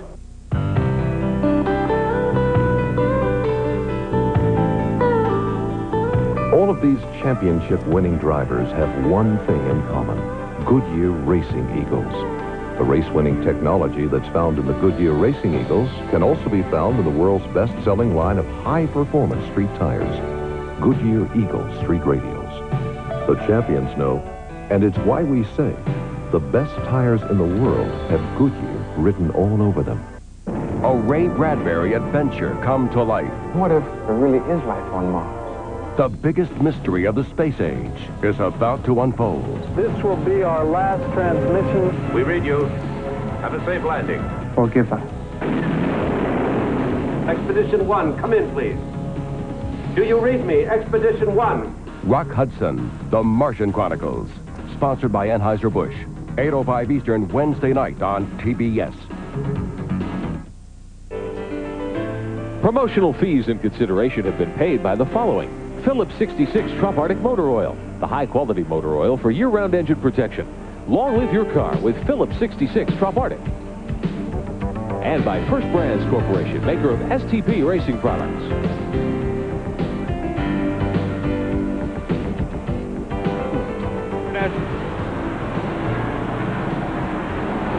Caution is out. There's been a spin by Bobby Hamilton. Again, the hand of fate playing for some in a very positive way, in a very negative manner for others. Hamilton's pilot and godfather holds the sportsman record on the old Daytona Beach course. That's Bobby Ruther. And this guy just did a little airplane spin up here in turn number 2. There's Bobby Hamilton. Has had his misfortunes tonight. Brakes have not worked on that car very well, and I think it probably locked one up and threw him around. But what it's done is we had 3 cars running the lead lap. Harry Gant was among them. Has Gant pitted? Don't think so. I think Gant is still out there. Or did he just come in? Waiting on the 68. Let's go to Rick Benjamin quickly here. Well, Ken, we're going to recap how things went in the first half of this race as we work toward the 235 lap mark, second caution of the night. At the halfway point, we'd had 5 leaders, and Rusty Wallace had been the dominant leader to that point. 7 lead changes, average speed of over 107 miles an hour. Up until now, only 1 caution for 7 laps, and only 1 car was out of the race. And that was the Derek Cope automobile. We spoke with Derek earlier in the evening. Here's the way the leaderboard breaks down. Ernie Irvin had it first, then Ricky Rudd for a lap. Irvin back on top. Rusty Wallace for a long time, nearly 70 laps. Mark Martin showed strength for 16 laps as we work toward the 100-lap point. Rusty Wallace showing a good, strong run early tonight. Then Ernie Irvin back. We had that first caution. Ernie Irvin reclaimed the lead. Darrell Waltrip took over on lap 118, or rather lap 148, and he has held it to this point, this round of green flag stops that we're in. Waltrip went in under green. Some other drivers will get a chance to pit now under the caution for Bobby Hamilton. Harry Gant has pitted. With that pit stop, it puts everyone back in that lead lap field, and it makes Darrell Waltrip again the lead. Second place, how about the number 2 of Rusty Wallace? Going third will be Morgan Shepherd. Fourth will be Ricky Rudd. Fifth will be Mark Martin. Sixth will be Gant. That's correct. Ernie Irvin will be shown in 7th as we get set to go again with 233 complete. Now we're watching a few other stops. There is some debris on the track. They're going to be cleaning that up. Kyle Petty is pitted. Sterling Marlin, Jeff Bodine, Brett Bodine, Ernie Irvin coming back in. Hut Strickland brings the number 90 Donnelly car. Wally Dallenbach, Schrader, Bill Elliott in a second time. Davey Allison is on pit road. Meanwhile, on the track, it's the number 17 of Darrell Waltrip for the lead. Then one lap car, the 71 is staying out there for the moment, Jim Sauter, and behind him comes Rusty Wallace. Somebody that's gained on that was Kenny Wallace. Excuse me, the 25 car. He moved back in the lead lap. We're going to take a break, go for a commercial, and we'll straighten this mess out.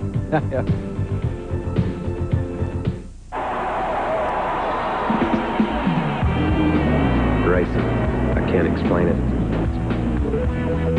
You're kind of in a limbo zone. Time's different, speed's different. Everything works different. It sounds totally cosmic. What do you mean? It's out there somewhere. Kyle Petty in mellow yellow. There's nothing mellow about him.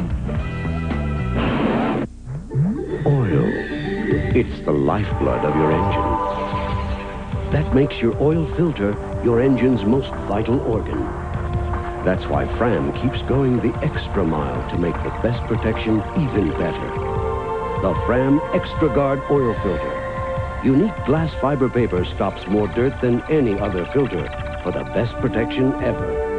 Fram Extra Guard. American or import, it's an extra lease on life. Open your coat, please. Take that thing out. Slowly. You got some kind of device. We have a possible situation. No, We have a situation here, not a Steve. situation. This is Touch the button, sir. Everybody. Car stereo. Pioneer car stereos offer you a detachable face for the ultimate in security. You see, it's a detachable space for the car stereo. No matter what these people are saying. If you thought Banana George Blair had found the fountain of youth, I'm 77 and still barefooting. you'd be half right. Because the one he's found is actually for his car. With a little Armor All protectant, George restores the beauty of his dashboard and seats. And in minutes, it helps protect his tires from fading and aging. It keeps my car looking almost as good as me. There is a fountain of youth, and we own the patent. Armor All. I hope my teeth don't fall out. The Richmond 400 is brought to you by Autolite Spark Plugs and by Coca-Cola Classic. You can't beat the real thing.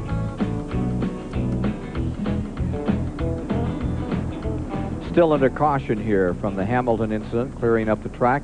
And let's go down to the pit center for a Goodyear Racing update from Rick Benjamin. Ken, last night, the NASCAR Busch Grand National Series competed in a 200-lap event here at Richmond Raceway. It was a very competitive event. 37 cars took the opening green flag last night. We're going to show you some highlights from last night's event. Last night, the race was won by, or rather was led off the green flag by Todd Bodine, the red automobile here. Bodine jumping out of the front row to a good early lead as the rest of the field scrambled behind Todd Bodine. Race run here last night in the evening as well. A few laps into the chase, Tommy Ellis spun, backed into the wall, moved the rear end over in the car. Ellis was out for the evening. In the 40 and 50 lap range, the 28 car driven last night by Jeff Purvis got loose in turn one. He collected the Butch Miller automobile. Both those cars were out for the night. Miller's car sustaining heavy front end damage, and he had to go behind the wall. Some great racing later on. This, though, a spin by Troy Beebe off of turn four. Beebe sliding across the grass, doing the slide for life. Got the car gathered back up straight, came back up onto the racetrack, and continued in the event last night. Now, here's a great battle for the lead. Robert Presley in car number 59. Mark Martin in his Busch Series car, the number 60, door-to-door, rubbing on each other up through turns 1 and 2. Martin able to get by at that point and claim the lead, but Presley came back to take over the top spot. Darrell Waltrip pressed him hard to the checkered flag, but it was Robert Presley gathering his 4th victory of the season last night in Busch Grand National competition. Presley a very happy winner in victory lane. Robert Presley doing very nicely in the season standings, solidly in the top 5, and that is your Goodyear Racing Update. Let's tell you where we are now. Coming up to lap 240, and Rusty Wallace is diving to the bottom of the racetrack. He's going after Darrell Waltrip in the back straightaway and takes him out of turn 2. Rusty Wallace has retaken the lead on the restart. Came up along with the 17, found the bottom of the racetrack to his liking in turns 1 and 2, and scooted into the lead. But then you take a full lap for him to run Darrell down and go right by him like that. Coming from second spot, there was a lap car in there, but not for long. As far as Rusty Wallace is concerned. Well, Darrell's got to have his steam up. He's coming right back after him. Ricky Rudd is in third, and there's 3 4-lap cars between Waltrip. They include Jeff Purvis, Kyle Petty, and Brett Bodine, as well as Alan Kowicki, those four, before you get back to the third place car. That's Ricky Rudd. Morgan Shepherd is in fourth, Mark Martin fifth, Harry Gant sixth, Musgrave in seventh. It's Jarrett in eighth, Earnhardt is ninth, Terry Labonte in 10th, Michael Waltrip in 11th, and going in 12th is Richard Petty. Bill Elliott's 13th. Ken, let's see if we can get back and show a replay of that pass for the lead on the restart. Here's Rusty. He looks outside, then he dives to the inside as they go across the start-finish line, and he drives the car right under Darrell. As they go down the corner, Darrell didn't have any option. He cleared him so much, but just to drop right back in behind him coming off this corner over here. Rusty just drove by him like he was sitting still. That completes the second caution. 10 lead changes among 6 drivers thus far in the Richmond 400, coming to you live on TBS. Rusty Wallace says that some of NASCAR rule changes have forced his crew to rework their Pontiac for tonight's event. Bigger spoiler from the race we ran here previously, and that's going to make a large difference. We're already adjusting the car with sway bars and springs and everything to compensate for the more downforce we have in the back. So the racetrack's the same. In fact, if anything, maybe it's a little better because it's more cured up, and I just love coming here. The people treat you great. The track's always in fine condition. Here you see Waltrip right back into it. Closed in on car number 2. He's not letting him get away now. No, he's staying right there. He tries the high line. He looks out a little bit high right there. There's Purvis right behind him trying to get a lap back to Bobby Allison's car. Waltrip coming in here trying to get back up to Rusty. Rusty's car has been so good in the bottom, but so is Darrell's. They're both pretty even up off the corner. That's the battle for first place at lap 245. Further back in the field, there's Harry Gant in the 33 as he continues to work with Mark Martin in fourth, number 6, and Morgan Shepherd in fifth, just in front of him. Morgan Shepherd in the 21, the Ford Thunderbird Wood brothers, stays in that fifth spot, just in front of him, the number 6 car of Mark Martin. And here comes Gant, trailing in 6th, and behind them is Earnhardt in 7th.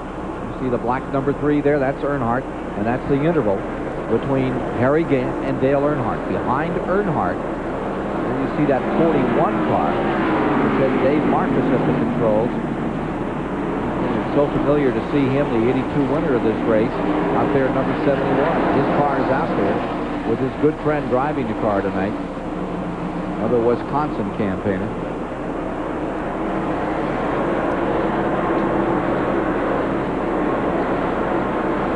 Back to the leaders. Wallace and Waltrip first and second. Jeff Purvis in the 12 for the Allison team right there, the lap car. And he is staying with them, Neil. Jeff's doing a good job. You know, when you have someone like Jeff, he hasn't ran this many Winston Cup races, and the best thing he can do is run right there with some leaders, and they're showing him a good way around this racetrack, and he's staying with them. He's a lap down. Every now and then he can put a little bit of heat on Darrell, but they're going to be tough. He's running 19. So it's Wallace in first, Waltrip in second. Then a bit of distance back to Ricky Rudd in third in the Richmond 400 with 250 complete. Life in the suburbs is about to be turned upside down. At 8:05, the boy is finally coming home. He has no soul. Wes Craven's Chiller, then at 10:05. The riveting box office smash, Steven Spielberg's Poltergeist. A twin bill of terror, Chiller, followed by Poltergeist. Beginning at 8:05 Eastern Monday night on PBS. You can do it. Top quality paint at rock bottom prices. That's the True Test home decorating sale at True Value. Get Easy Care latex flat finish for just $9.88 a gallon. Then save $4 on the most popular stencil from Stencil-Ease, their ivy pattern for just $2.95. And that's just the start of the savings during the True Test home decorating sale. You can do it with True Value.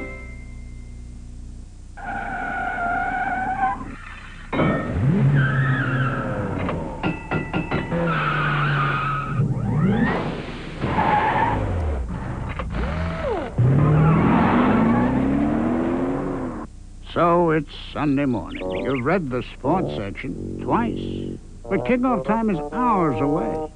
Turn to NFL Preview and run down the day's top action. NFL Preview, Sunday mornings at 11:30 on CNN. The technology developed on the track for the awesome 650 horsepower Lumina NASCAR champion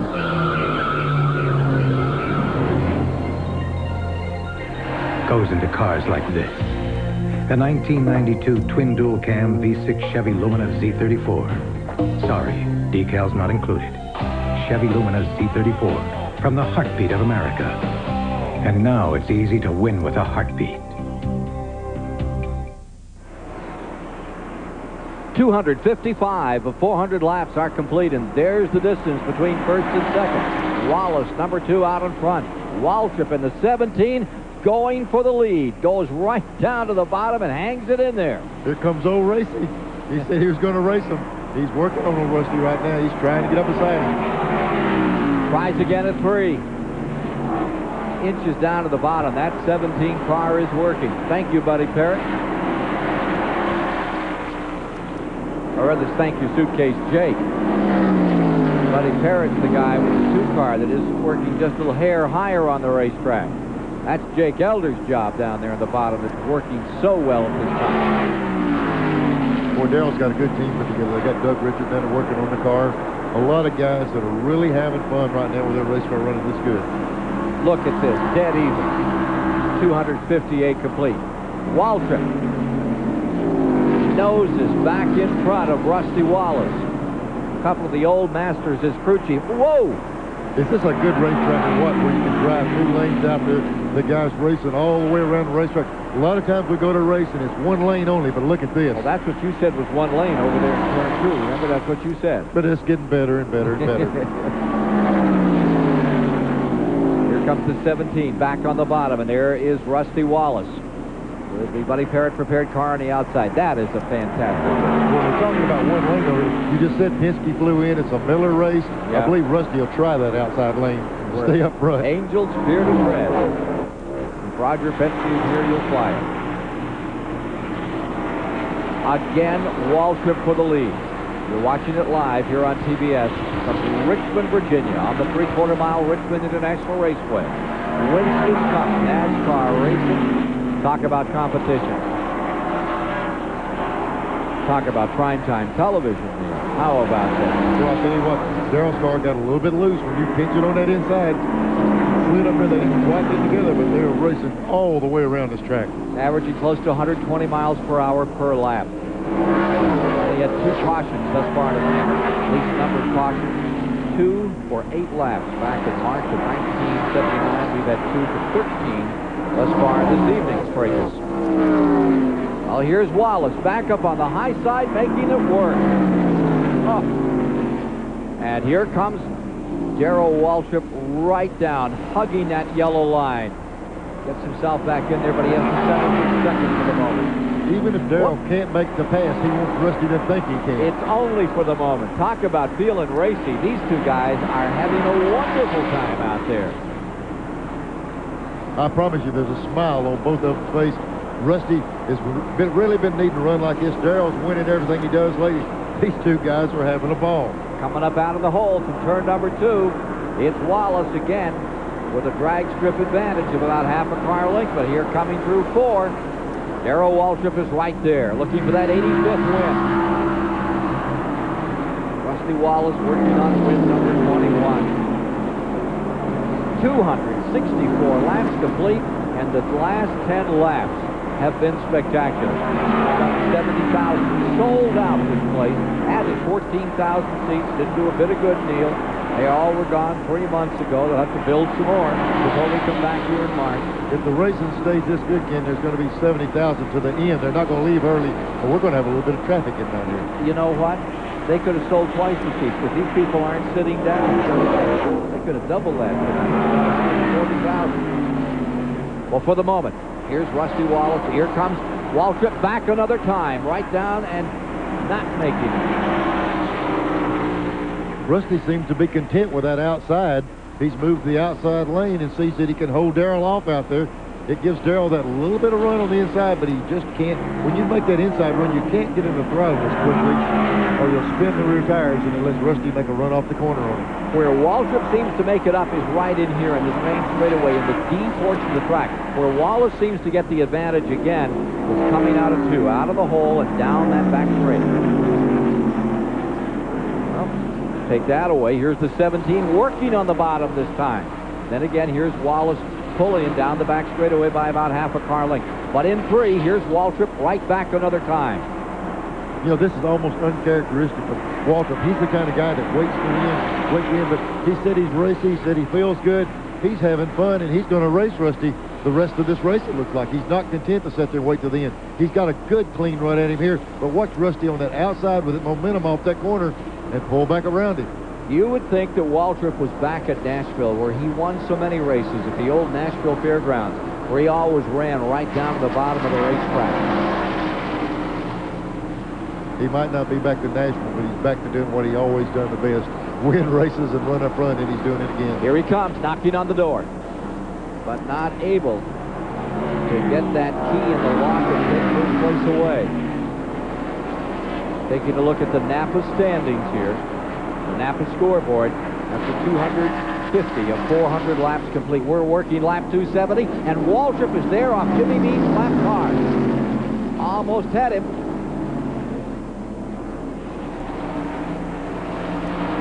We saw the back end slip just a little bit when Darrell got back in the throttle up off that corner, and he's real good at feeding that gas and working that throttle and not burning the tires up. A lot of times you see guys make 1 or 2 stabs of passing somebody and then have to fall back. Darrell is just continuously making a run on him. Wallace looked a little loose that time as he came down through. Half a straightaway back is the third-place car. That is Mark Martin now in 3rd, and Ricky Rudd is fallen to 4th. There's been a swap back there. That's about half a straightaway down. Mark Martin has gone to 3rd, and look at this. Side by side, this has been going on now for 20 laps. This great duel at the Richmond International Raceway. And again, Wallace on the outside as they work Chad Little's lap car has the advantage. And here the two of these guys are battling away at each other. Here comes Kyle Pettifer wanting to get his lap back. While they're battling, Kyle is really closed in on him right here. Darrell had his best shot going in 1 right then on Rusty Wallace, and they ran up on a lap car, and he had to back out of the throttle. Well, earlier today we had the honor of having Colonel Edward Pasqualera visit us to present the U.S. Air Force Reserve Commander's Performance Award to Gary Nelson. Colonel Pasqualera commanded a hospital unit in Operation Desert Storm. He was a real hero over there. He was located some 2 hours north of Kuwait, Neil, and he's presently commander of the 13th U.S. Air Force Reserve Hospital at Scott Air Force Base in Illinois. We're proud to present you to Colonel Pasqualera. Got a pretty good little Thanks, war Ken. right here. It's a great pleasure for me to be here representing the Air Force Reserve and to present the Air Force Reserve Commander's Performance Award. With me is Gary Nelson, a man who has spent 22 years in NASCAR racing. Many of you will recognize Gary from his previous years as crew chief on the NASCAR circuit. He was with Bobby Allison during his 1983 Winston Cup winning season. Gary has taken on a new job with NASCAR. He is now the technical director and is responsible for inspecting all cars to ensure their safety and that they meet operating requirements. We in the Air Force Reserve know what it takes to get a quality product. Gary, on behalf of the members of the Air Force Reserve, we want to wish you well in your new endeavors, and thank you. Thank you, Colonel, and thanks to all the men and women of the Air Force Reserve. I'm very honored to receive this award, and we'll always treasure it. The doctor was also part of the U.S. Olympic team up there when they were doing so well in the Olympics. What, 2 Olympics back, took the gold medal? Quite a guy. Got quite a fight here. Talk about pilots. Look at these 2 flyers. Rusty Wallace and Darrell Waltrip have been at each other now for 25 or 30 laps, and for the moment, Kyle Petty is going to break up that dance as he tries to get back in this race. Here we go back to 3rd place. Mark Martin And the 5 car, Ricky Rudd, they've been going at it lap after lap. Rudd's trying to get up under Mark Martin off the corner. Here's the battle for 6th place. Had all that emphasis up in front, but there's some good squabbles to be decided in other positions. Look at Earnhardt on the bottom and Harry Gant. A couple of the true giants of Winston Cup racing. The 5-time champion Dale Earnhardt trying to get his season back on a winning rail. And here comes Harry Gant right back with him. Meanwhile, look at Kyle Petty in 42 work on Rusty Wallace. Kyle Petty running 23rd. And he is being shown, what, 2 laps down? Trying to get a lap back, and we saw Darrell try it repeatedly to get under Rusty. The key now is can Kyle do it? Kyle Petty, 2 laps down, 23rd position. Trying to make up 1 right here. We'll see how he makes out shortly. A Ray Bradbury adventure come to life. What if there really is life on Mars? The biggest mystery of the space age is about to unfold. This will be our last transmission. We read you. Have a safe landing. Forgive us. Expedition 1, come in, please. Do you read me? Expedition 1. Rock Hudson, The Martian Chronicles. Sponsored by Anheuser-Busch. 8:05 Eastern, Wednesday night on TBS.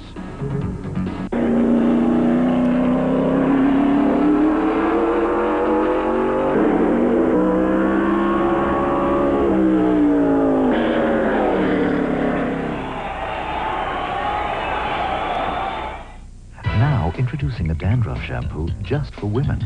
Selsun Gold for Women, with the #1 doctor-recommended dandruff medicine, plus our new conditioning system. New Selsun Gold for Women, effective on dandruff, gentle on hair.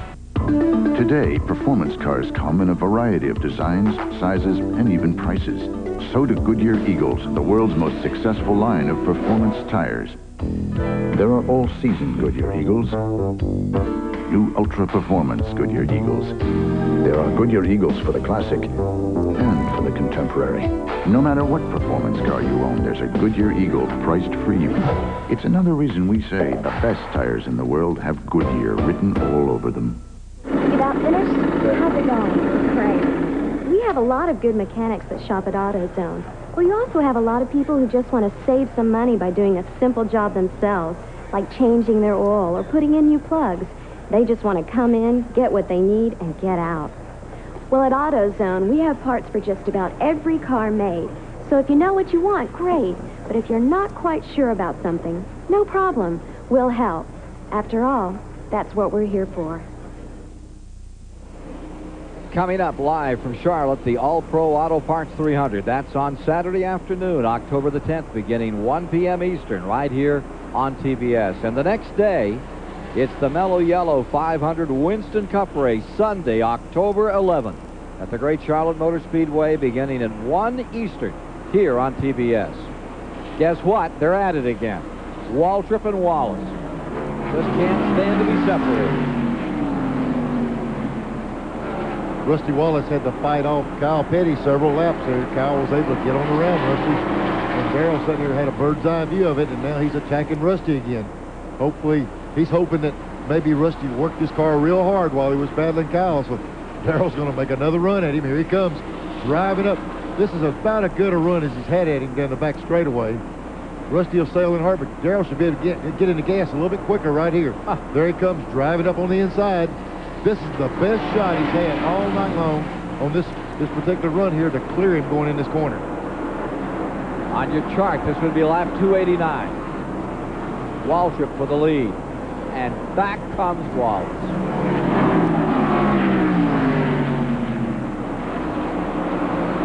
Pontiac on the outside, a Chevrolet on the inside, and a Ford running back in the 3rd position. Mark Martin, about 30 car lengths back from this pair that are giving these 70,000 Richmond fans the duel of the year. It might have been a Pontiac on the outside, the Chevrolet on the inside, but there's 2 racers inside those race cars. They're going at it, I'm telling you. Get the adrenaline up a little, Bonnet? Yeah, man, I tell you what, I've had some days like that when you just sit there and race, and, you know, that's what's good about the memories, thinking about days like that, how much fun racing really is. How much fun is that? Go stomping off in that corner when you know you're right on the edge. Just a little more throttle, you're going to throw it away right in the wall. It's going to be all over. And 90% of the short trackers in America that would like to be racers, if they were, you know, that's the level that we're at here, where you can take it right to the very edge, but not step over. That's when it's fun, Ken, but the problem is I stepped over too many times. I take it to the edge, and sometimes I went the other step, and it's kind of got me walking crooked right now. Well, let's go down to the pit center for another Goodyear Racing update that's coming our way. Well, Ken, as we've watched the battle between Rusty Wallace and Darrell Waltrip, there are two drivers who are all set as far as the next Winston Cup season is concerned. Both gentlemen will stay on those cars. But this is what we call silly season, where there's a lot of shifting back and forth. Drivers joining new teams, new sponsors coming into the sport. And now in this Goodyear Racing update, we're going to tell you about one of NASCAR's most veteran car owners who may have the best situation of his 35 years as a car owner. Judy Dunleavy announcing here on Friday that he's going to have an entirely new situation for the year to come. Judy Dunleavy has signed a 2-year sponsorship deal with Heilig Myers Furniture, a major furniture chain in the South. They're going to run all the races. Jimmy Spencer is going to be their new driver starting in Daytona come next season. It is just a beautiful day for us and for the whole team, and I hope that Jimmy and I will really be able to make Richmond and Heilig Myers mighty proud of us as we go through the season next year. Lots of folks will be looking forward to that as the Heilig Myers team comes on next year. We have a caution on the track. It is the third one of the night. Car number 30, Michael Waltrip, getting ruined down here. Has a new crew chief now. John Hewitt has taken over, and John's going to have a lot of work to do. Look at the back end of that one after it got stomped up in the wall. Third caution of the night. Let's hope that Michael is okay in car number 30 after he really took a clout, Neil. Boy, he really shortened the back of that car. There's a lot of protection around that fuel cell, a lot of roll bars back there, and it's got it all driven right down on the ground. He really hit hard and backwards.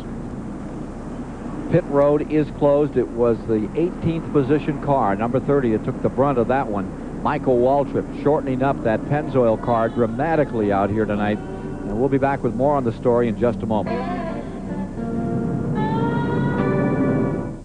Too hot, babe. Guy moves in. What's the question? He just needed a place to stay. Women are all over this dude. It's all simply platonic. Three's Company on TBS. Beginning 6:05 Eastern, Monday on TBS.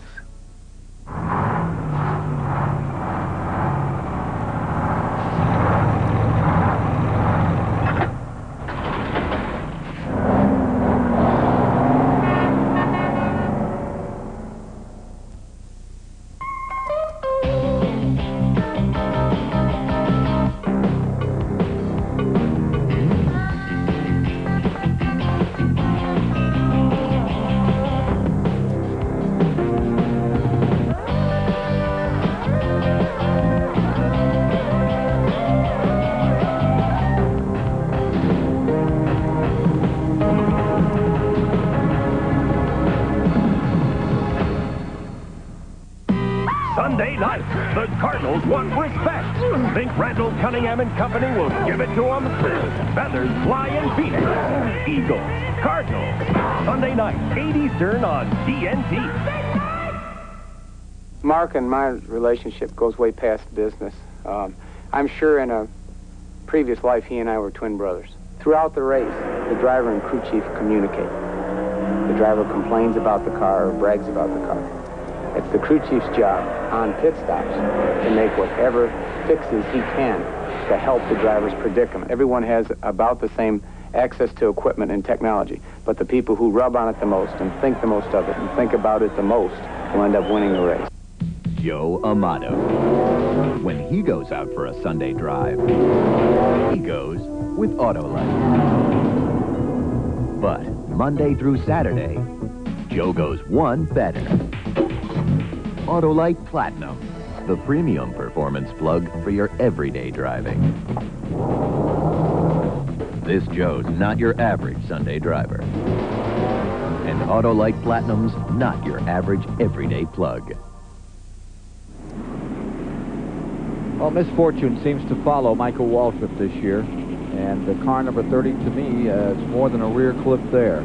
all the way back. That car number 30 took a real thrashing. Let me tell you what, though, just thank goodness for those fuel cells. That's about as mashed up as you can get one and not have a fire. He really did the job.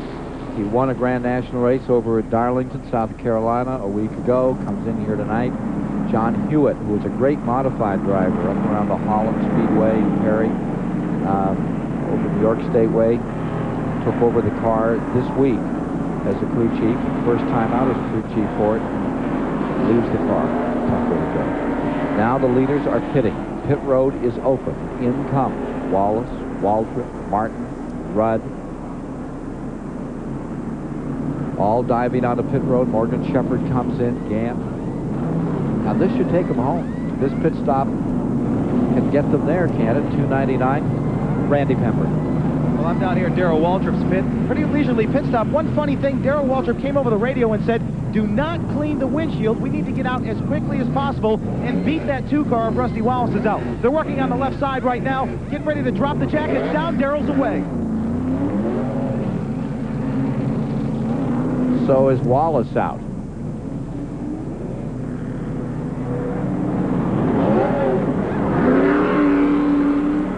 Here's Glenn Jarrett. Well, we're standing by in Rusty Wallace's pit. He came in and made a 4-tire change. There was no adjustment made on the car. They made an absolutely fantastic pit stop. Everybody was high-fiving here. Here's Buddy Ferry. Boy, you guys are excited about that pit stop. Well, really were. You know, we started having some good stops down in Darlington. You know, we're in the 19 seconds. This Miller Genuine Draft Pontiac is really doing a great job. I got Roger Penske and Don Miller and all of them up there doing a spot tonight. And everybody's talking on the radio, just having a great time. I hope we can pull this thing off. We really need to win a race. Well, it looked like a while ago on the side-by-side racing. That looked like a lot of fun. What was Rusty saying? Well, Rusty wasn't saying much. He's just racing a great race car driver in Darrell Waltrip out there. And but I've had Darrell Waltrip for wins here. And maybe we can have Rusty Wallace tonight for a win. Well, this should be your last pit stop, right? Yeah, that's true. We can go the distance right now. We don't have any problem. Pretty fancy signboard out there for Dick Trickle. Stavola Brothers at car number 8. Sure know where your pits are with that one. I think they're prepared for nighttime racing. You bet they are. Well, on that shakeout from those pit stops, Rusty Wallace got out first. Mark Martin came out second. Darrell Waltrip wasn't so lucky. He came out in 3rd spot. You remember how hard he was trying? We'll take a look at what happened. There you see Wallace, followed by the Ford of Mark Martin. There's Mark Martin right there. So not good luck tonight for Darrell Waltrip on that pit stop, but great luck tonight for a guy named Clifford Sawyer of East Brunswick, New Jersey. Want to know why? Because he won my car because I didn't enter. He won your car. Indeed he did, thanks to the good folks at Gillette. He's got himself a Chevy Lumina. He picked that Chevy of Darrell Waltrip to get the trick done in halfway. Darrell picked up $10,000. Clifford Sawyer from East Brunswick, New Jersey. Congratulations, sir. Hope you enjoy it. Courtesy of Gillette. Can I even enter the contest? No, you can't. Okay, me and my old pickup truck, I'll have to drive it a little while longer. And of course, that catfish farm, you folks want to stay at least 100 yards away from that pickup truck, particularly if it's a warm day after he's been out on the farm for a while. 301 laps are complete. The light is off on the pace car. We're ready to go racing. Wallace first, Martin second, Waltrip third, Shepherd fourth, Earnhardt fifth, Rudd is 6, Gant is 7. It is Jeff Bodine in 8, Kenny Slater now 9, Davey Allison 10th in this restart, Ernie Irvin is in 11th, Dale Jarrett 12th, Bill Elliott 13th. Musgrave finds himself back in 15th, Terry Labonte 14th. You're riding with Mark Martin just in front of him, a lap car. That's Alan Kowicki there. Mark Martin in 2nd spot. The end of that wall, pit wall, comes up in a hurry when you're riding with Mark Martin down on the inside. You miss it by inches at over 100 miles an hour. You miss it every time. If you ever collect it, you're going to miss the rest of the season. Well, on the start, Rusty jumped out there. You know, that deal beating Walter by the pits is really going to be getting ready to black flag the 8 car. I'm not sure what the call is. Must have been some kind of problem on the start. He's running 4th overall in the field. Remember, he is running a lap or 2 back from the leaders. 8 is being shown in 18th position.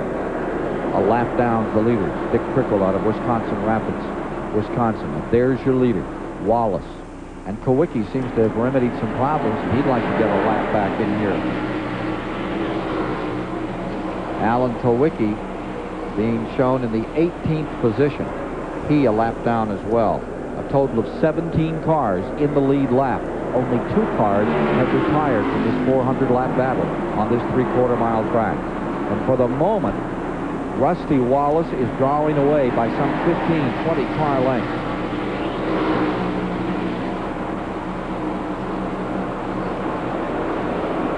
There's Rusty. You're talking about drawing away. When you've got the entire racetrack to work with, it's fine. But here's the Wiki.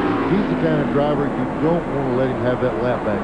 If he gets back in the lead lap and the caution comes out, he'll have a chance to run Rusty for the win. So Rusty's got to battle him to keep the lap down.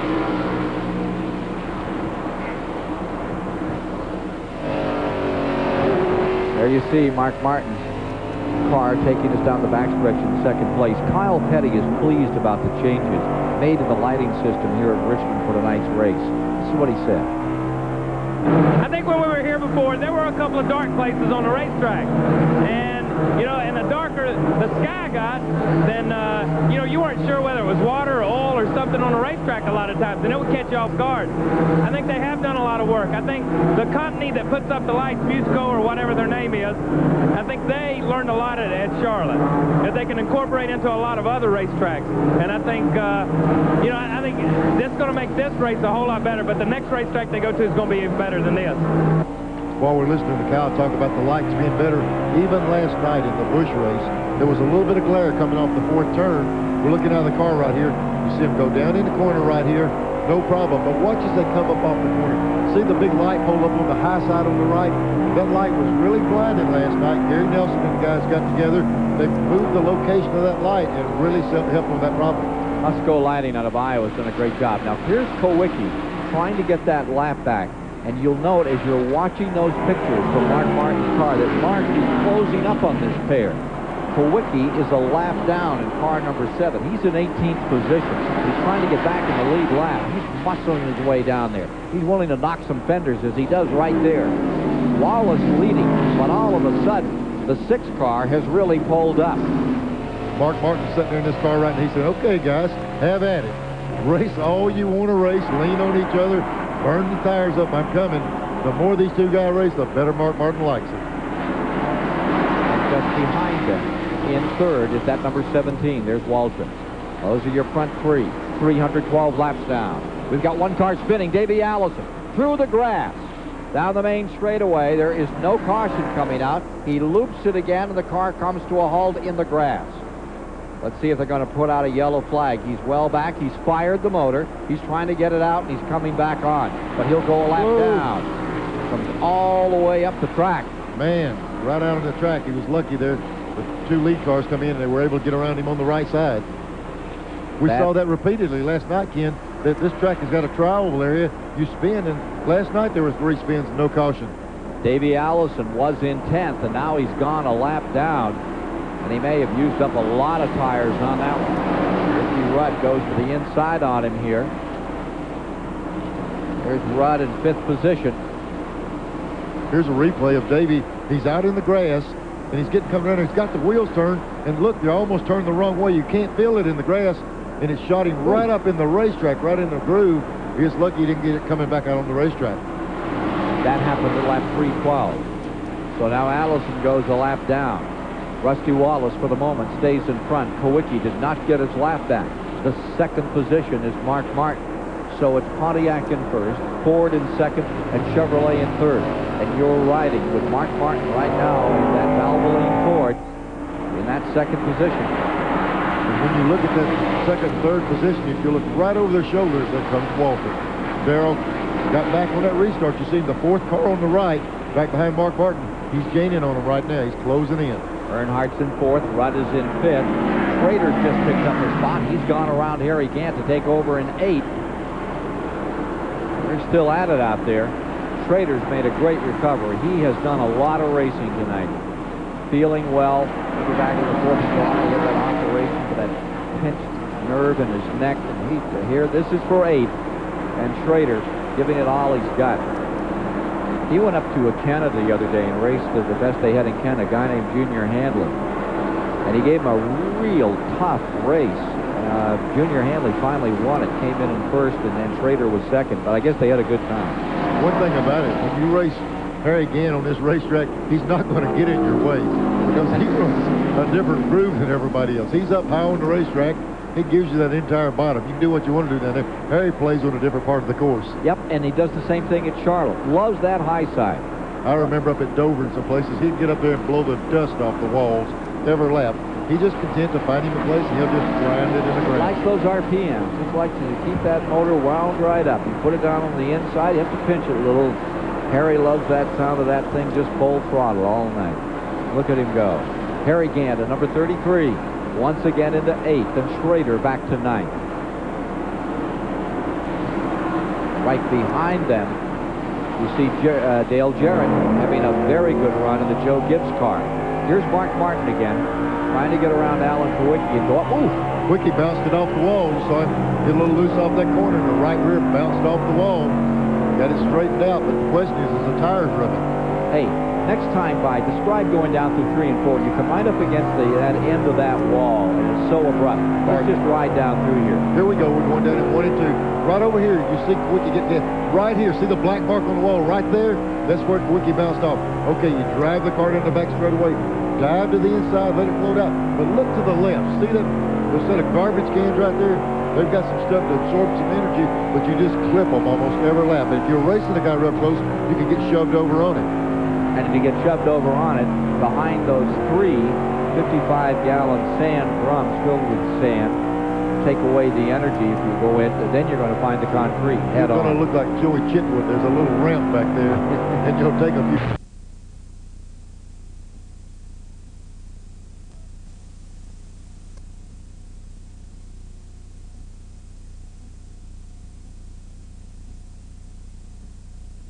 Mark Martin's going through. He tries to get back in this thing. There's the number 5 of Ricky Rudd that is being shown in 5th position. And there you see Davey Allison's number 28, now back in 18th position. Just a couple of laps before, Ken. I don't know what brought it on, but they were working real hard using up the sheet metal. They were going at it.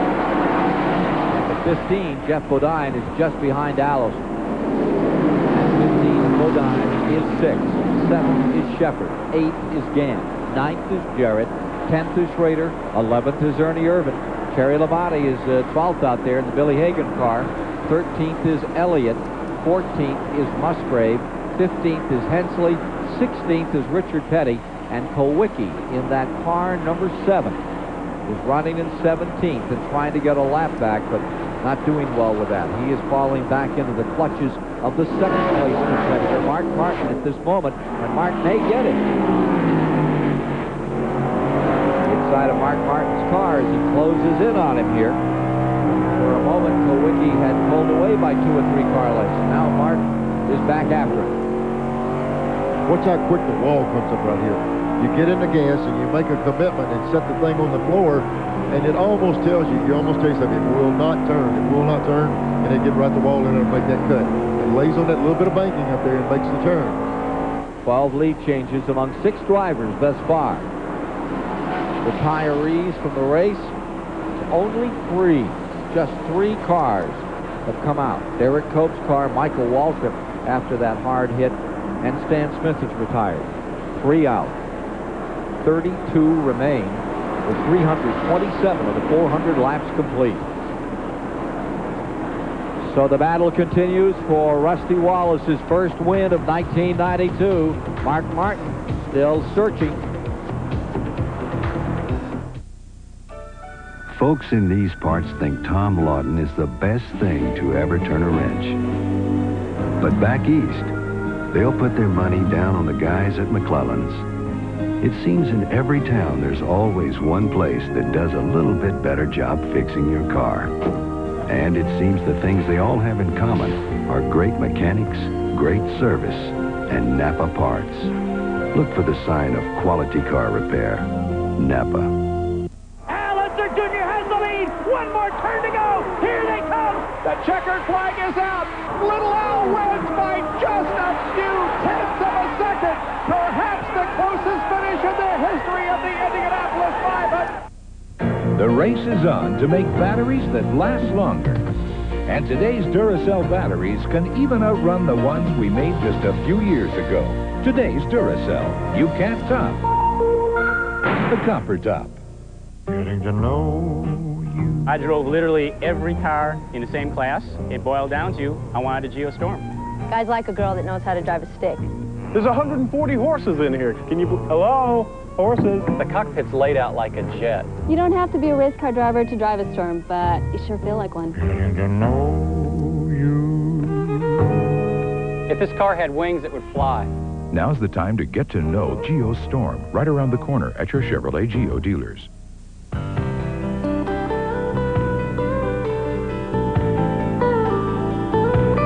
All of these championship-winning drivers have one thing in common: Goodyear tires.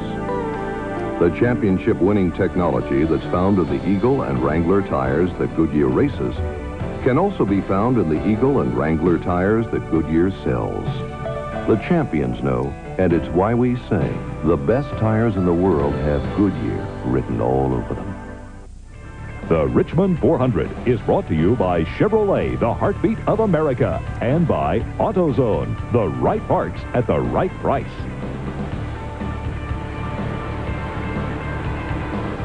Pennzoil aerial platform giving you this vantage of the 3/4 mile Richmond International Raceway, where 334 laps have been completed tonight, and it is Rusty Wallace's race to win for the moment, or to lose, as Mark Martin is now building up a head of steam to come after him, with Darrell Waltrip third, Earnhardt in fourth, having a great night, and the fifth spot belongs to Ricky Rudd.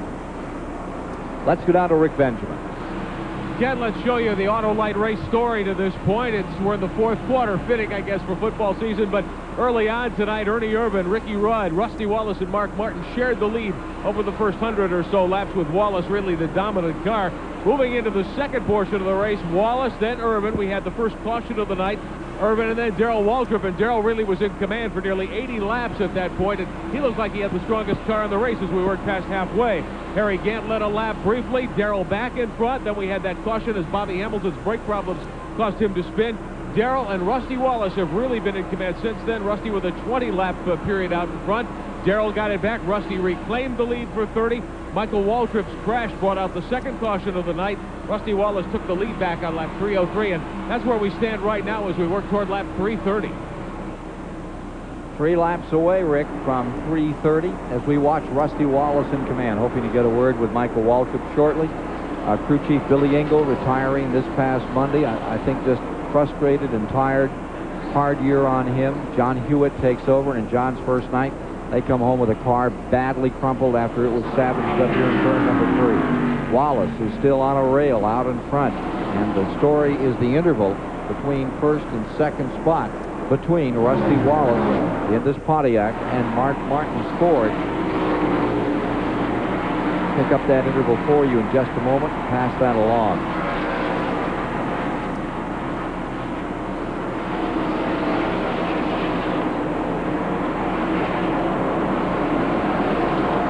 There's how it looks on the racetrack. Wallace in first. Back to Martin. How about 4 seconds, Neil? That number 2 car, what they've got in it tonight. Well, early in the race, he's eating the right food. You know, early in the race when he made up that lap on the green, there's a pretty good indication what was going on. Waltrip was the only guy that seemed to have something for him, and Darrell kind of got shuffled a little bit on that pit stop, and he's not able to get back up there with him yet. Penske brought down some of those Rogers vitamins or something for that car tonight, because it is flying. Staying out in front, Don Miller, the guy that oversees the whole operation down there. He's going to be ecstatic if this one comes through. Don Miller, a long-time racer, went out to the Bonneville Salt Flats last couple of weeks, got himself a new record. One of those old Top Fuel records, one of those old funny-looking cars that runs at Bonneville. At 154 miles an hour. Good enough for him. I tell you what, Don Miller's a racer. He loves to come to these things. He's been with Penske for years, and he jumped in here with Rusty on this Winston Cup team, and they've got it clicking now. Martin in second, Waltrip third, Earnhardt is fourth. Let's go back to the STP Pit Center and Rick Benjamin. Again, we're glad to have Michael Waltrip stopping by. Sorry you're here, though, at this stage of the race. What happened to you tonight? Well, you know, come down the back straightaway, and Richard evidently got up under me, and I didn't realize it. I didn't know he'd made a move, and hit me in the side and turned me around and hit the wall. It was unfortunate, you know. We had the Pennsville Pontiac running good tonight. We weren't great, but we were competitive. We were able to stay on the lead lap, and we had finally began running a few of the cars we were racing down. Had caught Dale Jarrett and a couple of other cars that were on the same lap with us, and you know, felt like we finally had some good things go our way. Doug Hewitt joined our race team this week as a new crew chief for us, and we've had a great time working together. I told him before the race, I said, man, I hope everything goes good tonight, because I sure have enjoyed working with you, but unfortunately, that's not the way it was. You certainly need some good luck. Speaking of good fortune, this guy has everybody covered. Does your brother have anything for him? I don't think so. Rusty seems real stout. You know, he ran off from him and made up a lap earlier, and now that he's got back on the lead lap, doesn't look like there's any catching that little Pontiac. It's running well. Mine, unfortunately, is in the garage. Congratulations on your Grand National win at Darlington. Hope to see you in victory lane again soon, Michael Waltrip. Well, we hope so, too. We feel like we can do that. I want to say hello to my boss's wife, Pat, back home. She hasn't been feeling too well, and I want to tell her that I love her and I hope she's doing okay tonight. Michael Waltrip. A few words for Pat Ryder, listening down in Charlotte, North Carolina. And that's the same feeling of everyone here tonight, Pat. Chuck Ryder, one of the car owners everyone likes. His wife, they're a real part of this outfit. Here you see Richard Petty's number 43. He's back there in 16th spot right now, and the abuse on the right side of that car looks pretty severe. We can see it when it comes around, Neil. He got chewed up real good. Yeah, in just a few laps ago, he got real loose coming off the second turn. Looked like he got up into the edge of the wall just a little bit, and he's got this side beat up pretty good already. He's been chewing under those tires. And part of that was that car number 30 incident they were alluding to a few moments ago, but he's running back in the top 20 tonight. I tell you, that last race at Atlanta in November, his last time out after those 200 wins, hey, maybe 201. We can all dream. Go for it, Richard. From inside Jimmy Hensley's car number 66, here's how things are going for the Trop Arctic car. Cale Yarborough's outfit. Jimmy Hensley, who is leading rookie standings. What is he, 47 years old? He's running 15th out here tonight. Just one lap down.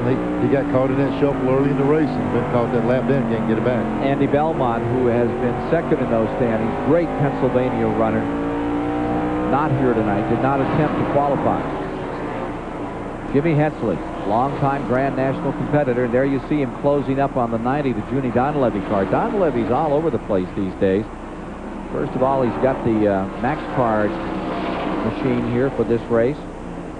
And in it, he has Hut Strickland, released by Bobby Allison. Jeff Purvis now in the car, and you saw that announcement. What a big announcement that was for Junie Donlevy, that at number 90 will have Spencer, and apparently a lot of cash to try to get that number 90 back up there. There's a Virginia race team that everybody likes, certainly is part of the family, and they've always run well, no matter if they had a nickel or a quarter. Next year, they're going to have a lot. There's Mark Martin's car. He's slowing down just a little bit. He's dropping back off the leaders, so I don't think he's got a problem so much as he just can't keep the pace that Rusty's throwing at him. And Waltrip is closing down on him. There you see the 6, and just behind him comes that number 17. DW is back up looking for second place behind the number 6. There's the 6. And here comes Waltrip right after him. First and second is now 4 8/10 of a second. Steerett's about 20 car lengths between these two, battling for second spot. Waltrip in third, Earnhardt in fourth, Rudd in fifth. There's Rusty leading the race, and we'll take a break and see if he's still got it when we get back. Hey, racing fans, Budweiser asks, who won it? October 19th, 1986, Rockingham, North Carolina. Pole sitter Tim Richmond looked as though he'd run away with the race. He led the first 130 laps of the 500-miler until a broken axle came along, putting Richmond behind the wall. That set up quite a duel between Morgan Shepherd and Dale Earnhardt, who between them had the field covered until Shepherd's axle broke. Earnhardt developed ignition problems soon thereafter. With 90 laps to go, it left 5 drivers up front at Rockingham. It was a wild sprint to the finish. Here's a list of the drivers to jog your memory. We'll be back with the winner after this.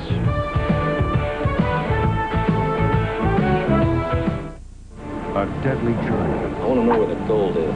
Uncovers an ancient secret. They came in search of the Firewalker's gold. A secret worth killing for. And dying for. I had a feeling about this trip. Chuck Norris, Lou Gossett Jr. Firewalker. 10:35 Eastern, Sunday morning on TBS. Slowing down, that ain't you. No, that's not you. Easy drinking beer, that silver bullet smooth. Know where it's coming from, setting the mood, the pure taste of the Rockies and silver bullet smooth. Make the move quick like silver bullet smooth. Al Unser Jr. knows what it's like to win the Indianapolis 500 with 0.04 of a second to spare. Mark Martin knows if he lets someone cross his wake at 200 miles per hour, his car may be doing the lambada. And Joe Amato knows that at 296 miles per hour, he must pull his chute at precisely the right moment to keep from becoming an astronaut. Apparently, it is what you know. The temperature never drops below 0. That's important to remember at a time like this, when it's very dark and very cold. Ah, you did remember Xerex Antifreeze. The temperature never drops below 0. When it comes to making batteries that last, somebody's in high gear. Today's Duracell batteries can even outperform the ones we made just a few years back. You can't top the Comfort Top. If you guessed Neil Bonnet, you're right. Here's how the event unfolded. Darrell Waltrip and Harry Gant battled for the lead for the next 27 laps. But then, with 62 laps to go, Bonnet slipped under Gant for the lead with Ricky Rudd close behind. Bonnet went on to hold off Rudd by 2 seconds, giving the Hueytown, Alabama driver his 16th career Winston Cup victory. Who Won It is brought to you by Budweiser, the king of beers. With that clean, crisp, cold taste, nothing beats a Bud. Gee, you were a good-looking winner. I think they did that just to make me feel better. That old car looked good. 362 laps are now complete here at Richmond, and this car looks great. Here's Rusty Wallace out in front for the Roger Penske team. Here's Roger Penske. He's won Indy, 8 times. Comes down here to run in Winston Cup races. Remember, he was down here in the latter part of the 70s into the early 80s. Had a few wins with... brought Donahue down. Bobby Allison drove for him. Dave Martin drove for him. Rusty Wallace started with him in Atlanta, had that great run to second place. And it never quite worked, and then he disappeared for a while. Penske's back. They're really trying to put it together. Last time that Rusty Wallace won was up at Pocono. It was over a year ago. He's gone 34 races without a win. And the day he won at Pocono, you remember that was rain-shortened, Neil. Didn't go the distance. A lot of people said, yeah, sure, he won it, but it was because it rained. Hey, tonight, if he wins this, hands down, he's had him covered.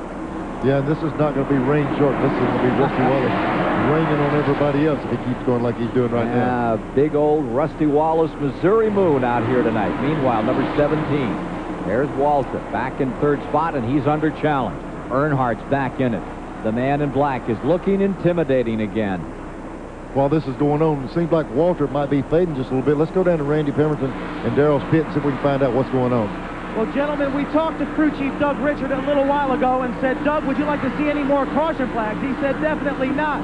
But right now he would. After the last caution flag brought out by Michael Waltrip, Darrell Waltrip's car went back out on the racetrack, and all of a sudden Darrell said, it feels like I'm driving on 4 flat tires. Now, he didn't mean that literally, but sometimes, even with the brand new Goodyear radial tire, sometimes there's a mismatch in the set. And Darrell Waltrip right now does not have the set of tires that he wants. Therefore, he's backing up. He's just going to have to ride it out this next 33 laps. 33 laps it is to the end of this Richmond 400. The 4-time winner, Darrell Waltrip, having a handful out here, and the guy right behind him, 2-time winner out here, Dale Earnhardt, closing in for third spot. And we hear Randy talking about that, putting on a set of tires, and they're just like the others. I've had that Ken, they tell me they're just like the ones you had before, but sometimes, for some reason, they don't work the same. And when you get that on the car, just like Waltrip, we saw how strong he was before, and now he's fading real bad, so he has got a problem with the tires. There you see the leader up behind Davey Allison, who's going down a lap again here. Mark Martin continues in second spot. Let's go to Glenn Jarrett. Well, Ken, I'm in Mark Martin's pit. I came down and checked with Steve Mill, his crew chief, to see what the story on Mark's car was. Likewise, they don't want any more cautions. He said Mark said he was giving it all he had. He just wanted to hang on, try to finish second. The only chance they got to win, he said, was if something happened to Rusty Wallace. So Mark's just trying to hang on, take second. This march by car number 2. Rusty Wallace up in front of Mark Martin in second place at the present time. Just incredible, and it goes back to this business about Buddy Parrott. He's won 25 Winston Cup races, and he is a really solid crew chief. He just does basics. I see him right there. Did you see him waving his hand coming up off the corner? I don't know what that was about. We saw Mark Martin throw his hand up and wave real quickly. Maybe somebody ran right up on him off the corner. He's a little bit of room behind him. So, and also, when you run up on a car, he's running up on Dave Marcus. They might have just wanted to let that guy behind him know, hey, I'm coming up on a lap car. I'm going to be a little bit cautious. Don't run over the back of me. Ford telemetry giving you that idea of what he's going through as he gets ready to put a lap on car number 41, Marcus.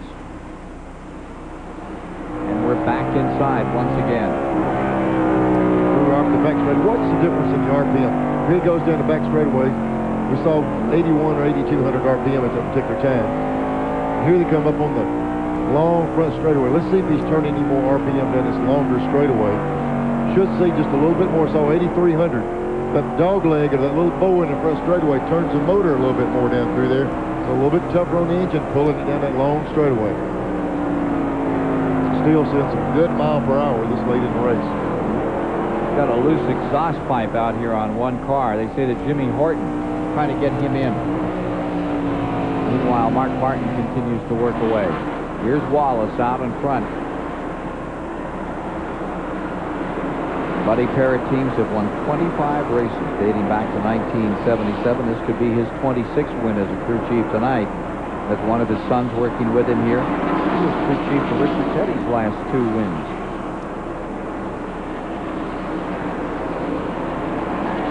Randy Pemmer down in Rusty Wallace's pit. Let's get in there and see if we can find out what their strategy is for the last of this race. Guys, no strategy here. Buddy Parrott, crew chief, he's talking to Rusty. He's doing a little waving, a little smiling.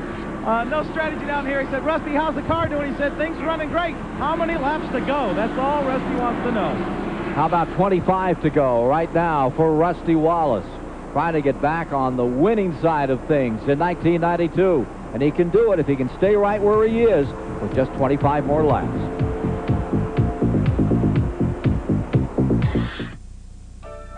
Folks in these parts think Tom Lawton is the best thing to ever turn a wrench. But back east, they'll put their money down on the guys at McClellan's. It seems in every town there's always one place that does a little bit better job fixing your car. And it seems the things they all have in common are great mechanics, great service, and Napa parts. Look for the sign of quality car repair. Napa. Hey, Chris, toss me Mellow Yellow. Oh, great. You're kidding. Hey, don't worry about it, guys. I'll go back. Yeah, we'll see you sometime next week. That's 60 miles back. When you've got a real thirst, nothing can keep you from the ice-cold citrus taste of Mellow Yellow. No mountains high enough, no ditch deep enough, no road rough enough. Mellow Yellow. There's nothing mellow about it. Hey, Carl, how'd you get back so fast? Me and the Hummer took a little shortcut.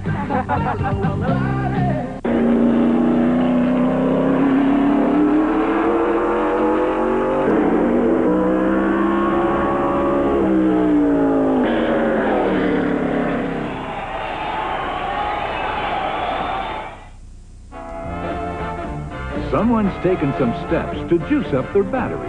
And today's Duracell batteries can even outlast the ones we made just a few years back. You can't top the copper top.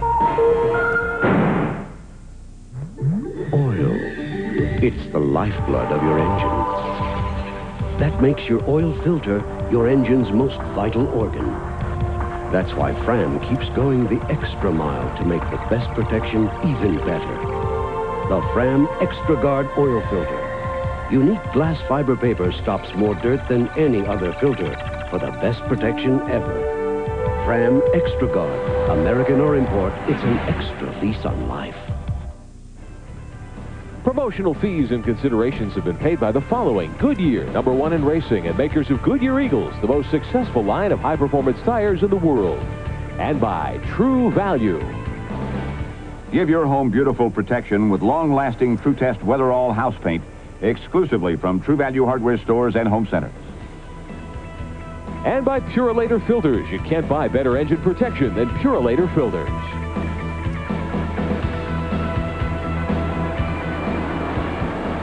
Tomorrow night on TNT, join Gary Bender and Pat Hayden for all the hard-hitting action as the Eagles take on the Cardinals. That's 8 p.m. tomorrow night, Sunday night, the NFL on TNT.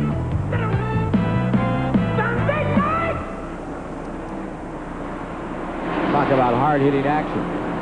Rusty Wallace has just run a perfect race. He had an incredible mid-race battle. It went on for 25 laps side by side with Darrell Waltrip. And Waltrip now apparently has on a set of tires that he wishes he didn't have on. He has fallen back. Waltrip is in third, in danger of falling down to fourth. Right now you see the Wally Dallenbach car, number 16 for the Jack Roush team, trying to get a lap back from Darrell. Just in case I can't guarantee any more accidents, we're going to go no more commercials till the end of the race. We're going to go green all the way and have a race here. 385 are complete, 15 to go to the end of this race on this 3/4-mile track, $600,000 at stake. Here you see Rusty Wallace right behind him, Ted Musgrave in the 55. He's had a good night. Running in 11th, Ted Musgrave, the Jasper car. That has been a toughie. Musgrave's a good driver. Another one of those Midwest drivers, like Coolidge, like Wallace, that's come on over. A lot of guys very interested in his future. Right there in front of Rusty Wallace is Kenny Schrader and Ernie Irvin. They're racing for position. So they're not going to just pull over, roll over and play dead. They're going to keep racing right in front of Rusty. And they're racing for 9th position. That's Schrader with it for a moment. Irvin comes right back another time. Oop! Schrader chances it right up to the wall. We've seen this show for about 20 laps. They've been doing it over and over and over. And those little wheel marks on the side of those cars have been happening every few laps. Oh, more than 20, Neil. Remember, we've seen Earnhardt in one of these skirmishes. We've seen Mark Martin in a great race earlier tonight. But that battle between Rusty Wallace and Darrell Waltrip was a sight to behold. You almost sense, if you look back there and see Rusty Wallace, here we are with 11 laps to go, that Rusty says, hey, I don't need to be in the middle of this. I got a big lead. Let me roll back here and see if we can just finish this race. If I can back off the pace and win this thing, that's what I need to do. Well, there you see Dale Jarrett. He's been limping around over the past few laps. He had a great start tonight in the Joe Gibbs car. He worked right up in front. Now that car has gone off considerably from where it was, and he has fallen back into the 23rd position. Yeah, they said Dale Jarrett had lost the brakes on his car, so he's riding it out. 10 laps remaining. 10 to go. 9th place. About to get gobbled up if Rusty Wallace wants to commit. Trying to move around him. He may be happy and secure staying right where he is. He has a fairly good interval between himself and Mark Martin in 2nd position. Waltrip back in 3rd. Tires that aren't balanced up quite like he wished. Earnhardt stays 4th. Jeff Bodine is in 5th. Ricky Rudd is in 6th. We'll take a look at that interval between 1st and 2nd, give you an idea of how they're running. Here's Rusty coming off the 4th turn. There's the leader coming by. And here comes number 6, Mark Martin. And it's a little over 4 seconds between 1st and 2nd place. And he's got 8 laps to go, Ken. He could just give away a little bit each lap. Give it away, and don't take any chances. Just see if you can ride it on out there. 392 complete. Crowds on their feet in the backstretch. They all came up together. They're excited about this Rusty Wallace run here tonight. Apparently they sold some company tickets, and they're pretty thrilled about it, the way this is going. We'll be back here in March again. Hope you'll be with us on TBS. And you better get your tickets early. This Richmond International Raceway, no matter how many seats they add, they can't add enough. The track is so competitive and so full of exciting stock car racing. It acts like a short track, but it's got the speed of a super. It's a great facility. Yeah, like you said, every time they open the gate, they break records. You just keep adding seats and bringing more people. What surprised me was last night. That's the biggest crowd for a Grand National show. They had 200 laps. And to see the kind of race we had last night, 5 laps remaining here. Robert Presley defeating Darrell Waltrip in that great run to the flag. And both of them were happy about it. Counting off the laps, the Valvoline team for Mark Martin in second place. He's seeing the same thing we see on that stopwatch. 4 seconds. And 5 laps to do it. So being realistic, if nothing happens to him. Neil, we talk about feeling great up front. How does it feel to be second right now? Well, it beats the heck out of third. That's about all you can say for it. You think they won't be a celebration if Rusty Wallace wins this race? They struggled and struggled, and I've heard repeatedly all year long, what's wrong with Rusty? What's wrong with Rusty? What's wrong with the team is what I guess. Yep. Well, that's what I'm talking about. You know, when Rusty supposedly owns the team, but they got it going their way now. Look at this battle for 6 going on as Morgan Shepherd in the Wood Brothers car goes after Ricky Rudd. This is the position of the racetrack. Rudd is in 6. Morgan's trying to take it away. It's a lot easier to say, boy, I finished 5th last night. Just I finished 6th. I say I finished the top 5. So this means a lot right here. They want to try to. Morgan's working as hard as he can to get around Rudd. Meanwhile, the man that qualified 3rd for tonight's race. After 34 setbacks, team in disarray earlier in the summer. Looking like they've got it back together once again. There's Buddy Parrott. Oh, I can remember when he was a tire buster for Goodyear. Was a great diver. I'm not sure he's not straining more now than when he used to mount those tires watching this race. Best part of the show used to be after race to go down to the motel and watch him. He was a clown diver for some circuit. He was terrific. Doesn't do that anymore. Got his war face on out there tonight. What a heck of a guy. Well, they turned this into a 3-ring circus tonight for themselves. Out to be a big splash into the pool of champagne in Victory Lane for Rusty Wallace. 1989 Winston Cup champions under a white flag. Getting ready to wrap it up. Checkers are down, and Rusty Wallace has finally done it. Put one together in 1992. The Miller car comes home in first in their own race. How about that? I tell you what, when Rusty wins one of these big races, he jumps on the roof. They're liable to bend her up. Second, Mark Martin. Third is Darrell Waltrip in the Richmond 400. For Law and Order, the future looks bleak. Mel Gibson. We're going to give them back their heroes. Mad Max. 11 Eastern tonight on TBS. Wouldn't it be great if your neighbor was Wally Dallenbach, the Keystone Beer Winston Cup driver? Wally, great car. Want to take her for a spin, Dave? A spin? And keep her under 170, Dave. 170? See Wally Dallenbach, or possibly his neighbor Dave, race the Keystone Beer stock car in the Winston Cup Series. Well, how'd you drive, Dave? Well, she drifts a little in 3. No problem. But we need to bleed the brakes. Wouldn't that be great? Mark and my relationship goes way past business. I'm sure in a previous life he and I were twin brothers. Throughout the race, the driver and crew chief communicate. The driver complains about the car or brags about the car.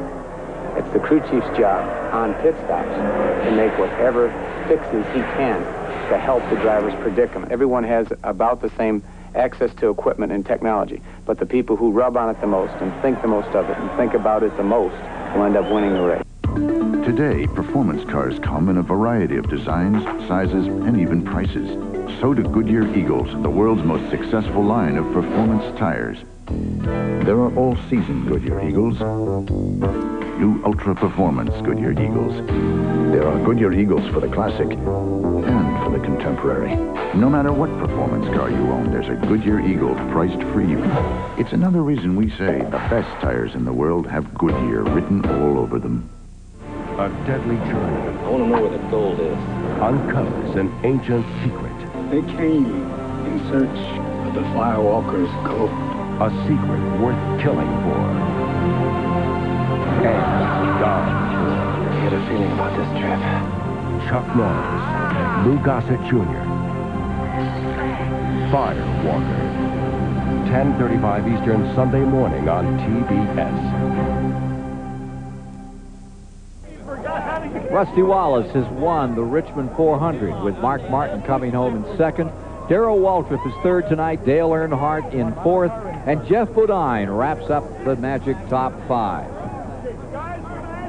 On the three-quarter-mile Richmond International Raceway, all eyes are focused down here at the start-finish line area.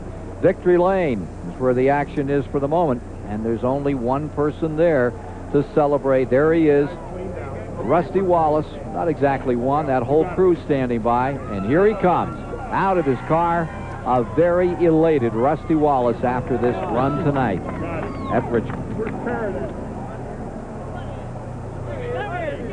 Randy?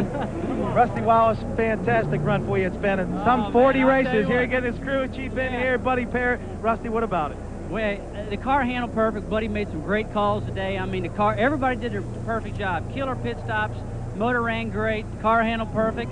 All I can say is that, you know, I think we're back. I mean, Buddy's really leading the team good, and we're a lot of organization. Everything's clicking perfect right now. So I couldn't be happier. And this is the first race all year long that Roger Penske's been to. And he stood up there and cheered me on, and he got to see me win finally. So I loved it. And Pontiac and Goodyear and all the guys, you know, deserved it.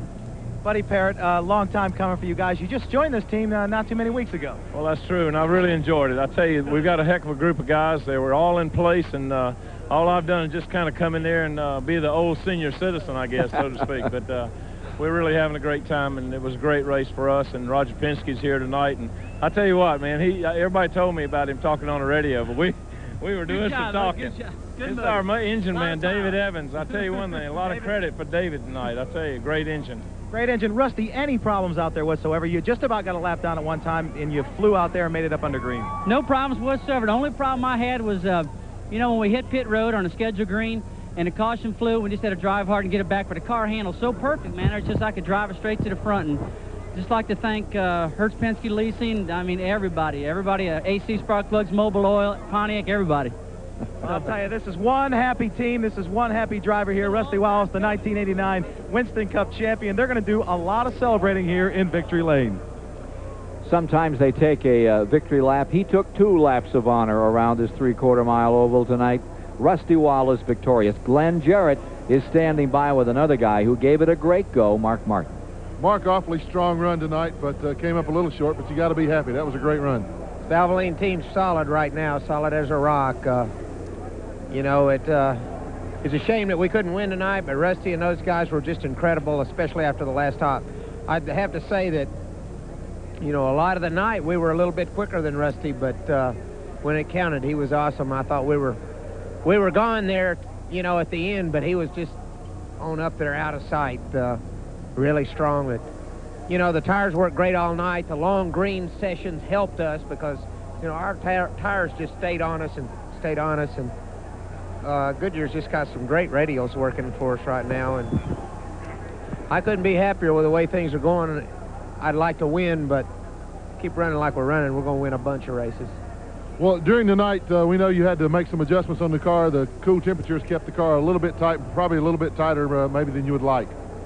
We started a race probably pretty good, and then we thought we were getting a little loose. We tightened up, and then we were too tight.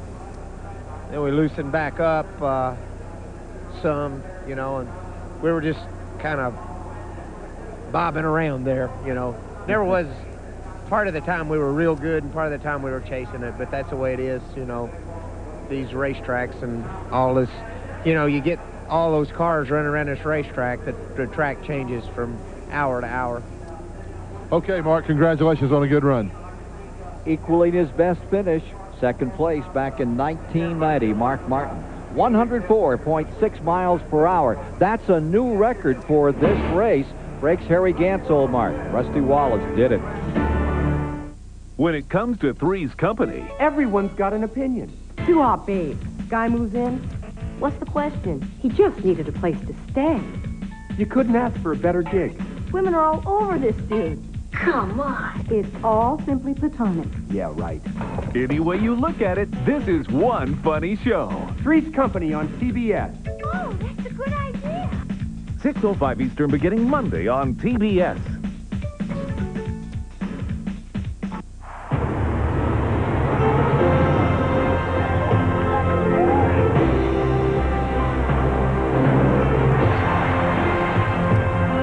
Everyone talks about how racing technology makes their streetcars better.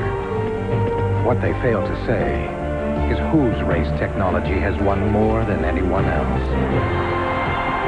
Chevrolet. The cars more people depend on. A noble warrior advised, the art of protection springs from within. One must stay vigilant against one's unfragrant perspiration, lest one provoke a hostile response. Thus, a Norse ritual is Right Guard Sport Stick, an aromatic array of the freshest scents and maximum protection against disarming wetness. Confirming the wisdom, the best defense is not to offend. Right Guard Sport Stick. Anything less would be uncivilized. At age 74, I'm the oldest Ironman triathlete. Jim Ward has a hobby. It's called staying young. It's a workout. That's why he uses Armor All protectant on his dash, seats, and especially his tires. Rubber can age and crack, but Armor All penetrates to keep his tires looking like new. Jim says his tires never seem to get old. People say the same thing about Jim. I like a good-looking car. It makes me feel good. There is a fountain of youth, and we own the patent. Armor All. I gotta run. And let's greet the man who finished third here tonight. Randy Pemberton's with Darrell Waltrip. Well, I'm here with a very happy Darrell Waltrip. You just said a win, place, or show. It doesn't matter. You had a heck of a run out there. No, I had a fun. Man, I'm having so much fun out there racing. My car is so good, and the guys are doing a great job. And the Western Auto Chevy is just jamming all the time. It's right there going after them, and I'm loving every minute of it. Me and Rusty were racing there, and I said, oh, this is wonderful. I hadn't done stuff like this in 10 years. So had a great night. Praise the Lord for a safe race. Say hi to Stevie and Sarah and Jessica. You know, what can I say? I needed to win again tonight, but so did Rusty. I'm happy for him. He needed a win. He drove good tonight, and I'm happy for him. Well, first of all, Darrell, what about the change in the car? Wasn't quite exactly like you wanted at the end. Made a bad call. When I was running with Rusty, I was too tight. In other words, the front end was pushing. And I told the guys, I said, if we get a caution, we take a couple rounds of bite out of this thing, I believe I can blow right by him. Wrong, DW. Stevie takes the car to Western Auto. Just made a bad call, and it hurt us. And thought I might be able to chase Mark down, but couldn't do it. That's one thing. He's not going to blame the car owner because he is the car owner. So there you go. The car owner's on the Caribbean cruise right now. Congratulations, Darrell. Great run. Waltrip's had a second, 2 first, and a third in his last 4 races. Let's meet the guy who's put this team for Rusty Wallace together. Ken, I'm standing with Roger Penske, a very, very happy Roger Penske. And how long had it been since you've seen a stock car win? Well, I said I didn't see Rusty make any of his wins last year. I said probably since the Matador won, so it's been a long time. It was a big night for us tonight. Well, you have to be awfully happy, particularly to be here to see it, but it looks like Buddy Parrott has made a big, big difference in your racing operation. Well, I listened to the radio all night, and Buddy really had control of Rusty, the car, the crew, and he's really coming, bringing his team alive. And we, of course, I've never seen more competitive racing. I got to take my hats off to all the drivers out there. You know, anybody can win on a given night, and we're just glad that we can be part of the show. Well, one more question now. If this is how the team's going to perform when the boss is here, are you going to have to show up every week now? Yeah, I'm going to have to tell Mears and Fittipaldi I've got to move down here. Okay, congratulations, Roger. Thanks a million. To the STP Pit Center and Rick Benjamin. Well, Ken, as you know, True Value Hardware posts $5,000 at each Winston Cup race, all 29 of them. For the drivers who run in the top 5, it's called the True Value Hard Charger Award. Here's how things shook down tonight. Rusty Wallace picks up an extra $1,500 in his pay envelope by winning tonight's Hard Charger standings. Darrell Waltrip, Mark Martin, Ernie Irvin, and Ricky Rudd, Morgan Shepherd, the top 6 tonight. These points are accumulated over the course of the season. There's a $50,000 kitty at the end of the year. Davey Allison at the moment leads the season standings. But tonight, again, hats off to Rusty Wallace, who wins the True Value Hard Charger Award. Yeah, Davey Allison slipping back there tonight. Tough night for Davey Allison. Well, we're going to take a quick break and then be right back to wrap it up tonight from Richmond International Raceway. Celebration continues for Rusty Wallace, Miller Clark. Wouldn't it be great if you could afford a luxurious mansion? For you and all your friends? Of course, the place needed some updates, like a bowling alley and a pool table. Naturally, you'd have an open house. Food, dear! With beer. Harold, do something! Icy, cold-filtered Keystone, Keystone Light, and Keystone Dry. Bottle beer cased in a can. Now, wouldn't that be great? Get official WCW stuff. This stuff up here is cool. It's hot. It's happening. It's official WCW stuff. Caps, tees, and more. Official WCW stuff. That's so pretty. You can order official World Championship Wrestling stuff from the WCW merchandise catalog. Get yours today. Call 404-885-7168 to get your free official WCW merchandise catalog.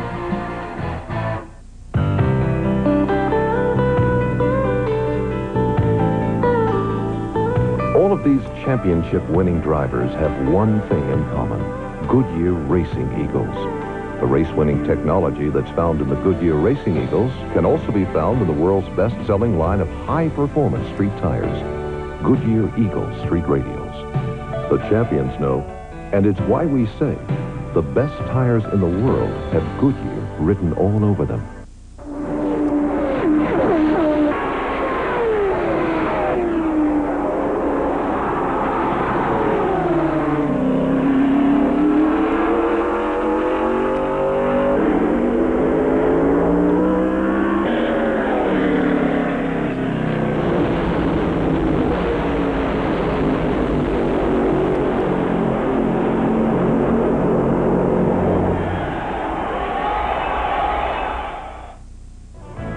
The Richmond 400 is brought to you by cold-filtered Keystone, Keystone Light, and Keystone Dry. By Goodyear, #1 in tires. By Valvoline Motor Oil. People who know use Valvoline. By Napa, because there are no unimportant parts. And by Fram Oil Filters. You can pay a little now or a lot later. Welcome back to Richmond International Raceway. Things are still lit up here, but it's silent at this point because our evening's competition is over. Rusty Wallace, an easy winner tonight. He pretty much checked out on the field in the last 100 laps, as we've shown you. One of the stories we've been following, of course, all night long here from the STP Pit Center, the situation regarding the Winston Cup point battle. Now 6 races to go this season. Let's find out what happened after tonight's action. Bill Elliott maintains his point lead. He gained a little bit of ground tonight on Davey Allison. The margin now 134 points. Alan Kulwicki, though, with the stronger finish, gained some ground on Elliott. Kulwicki at the moment trailing by about 154 points, if my arithmetic is correct. Harry Gant in 4th, also gaining a few points tonight on Elliott, as did Mark Martin, who remains 5th. Martin with a strong 2nd place.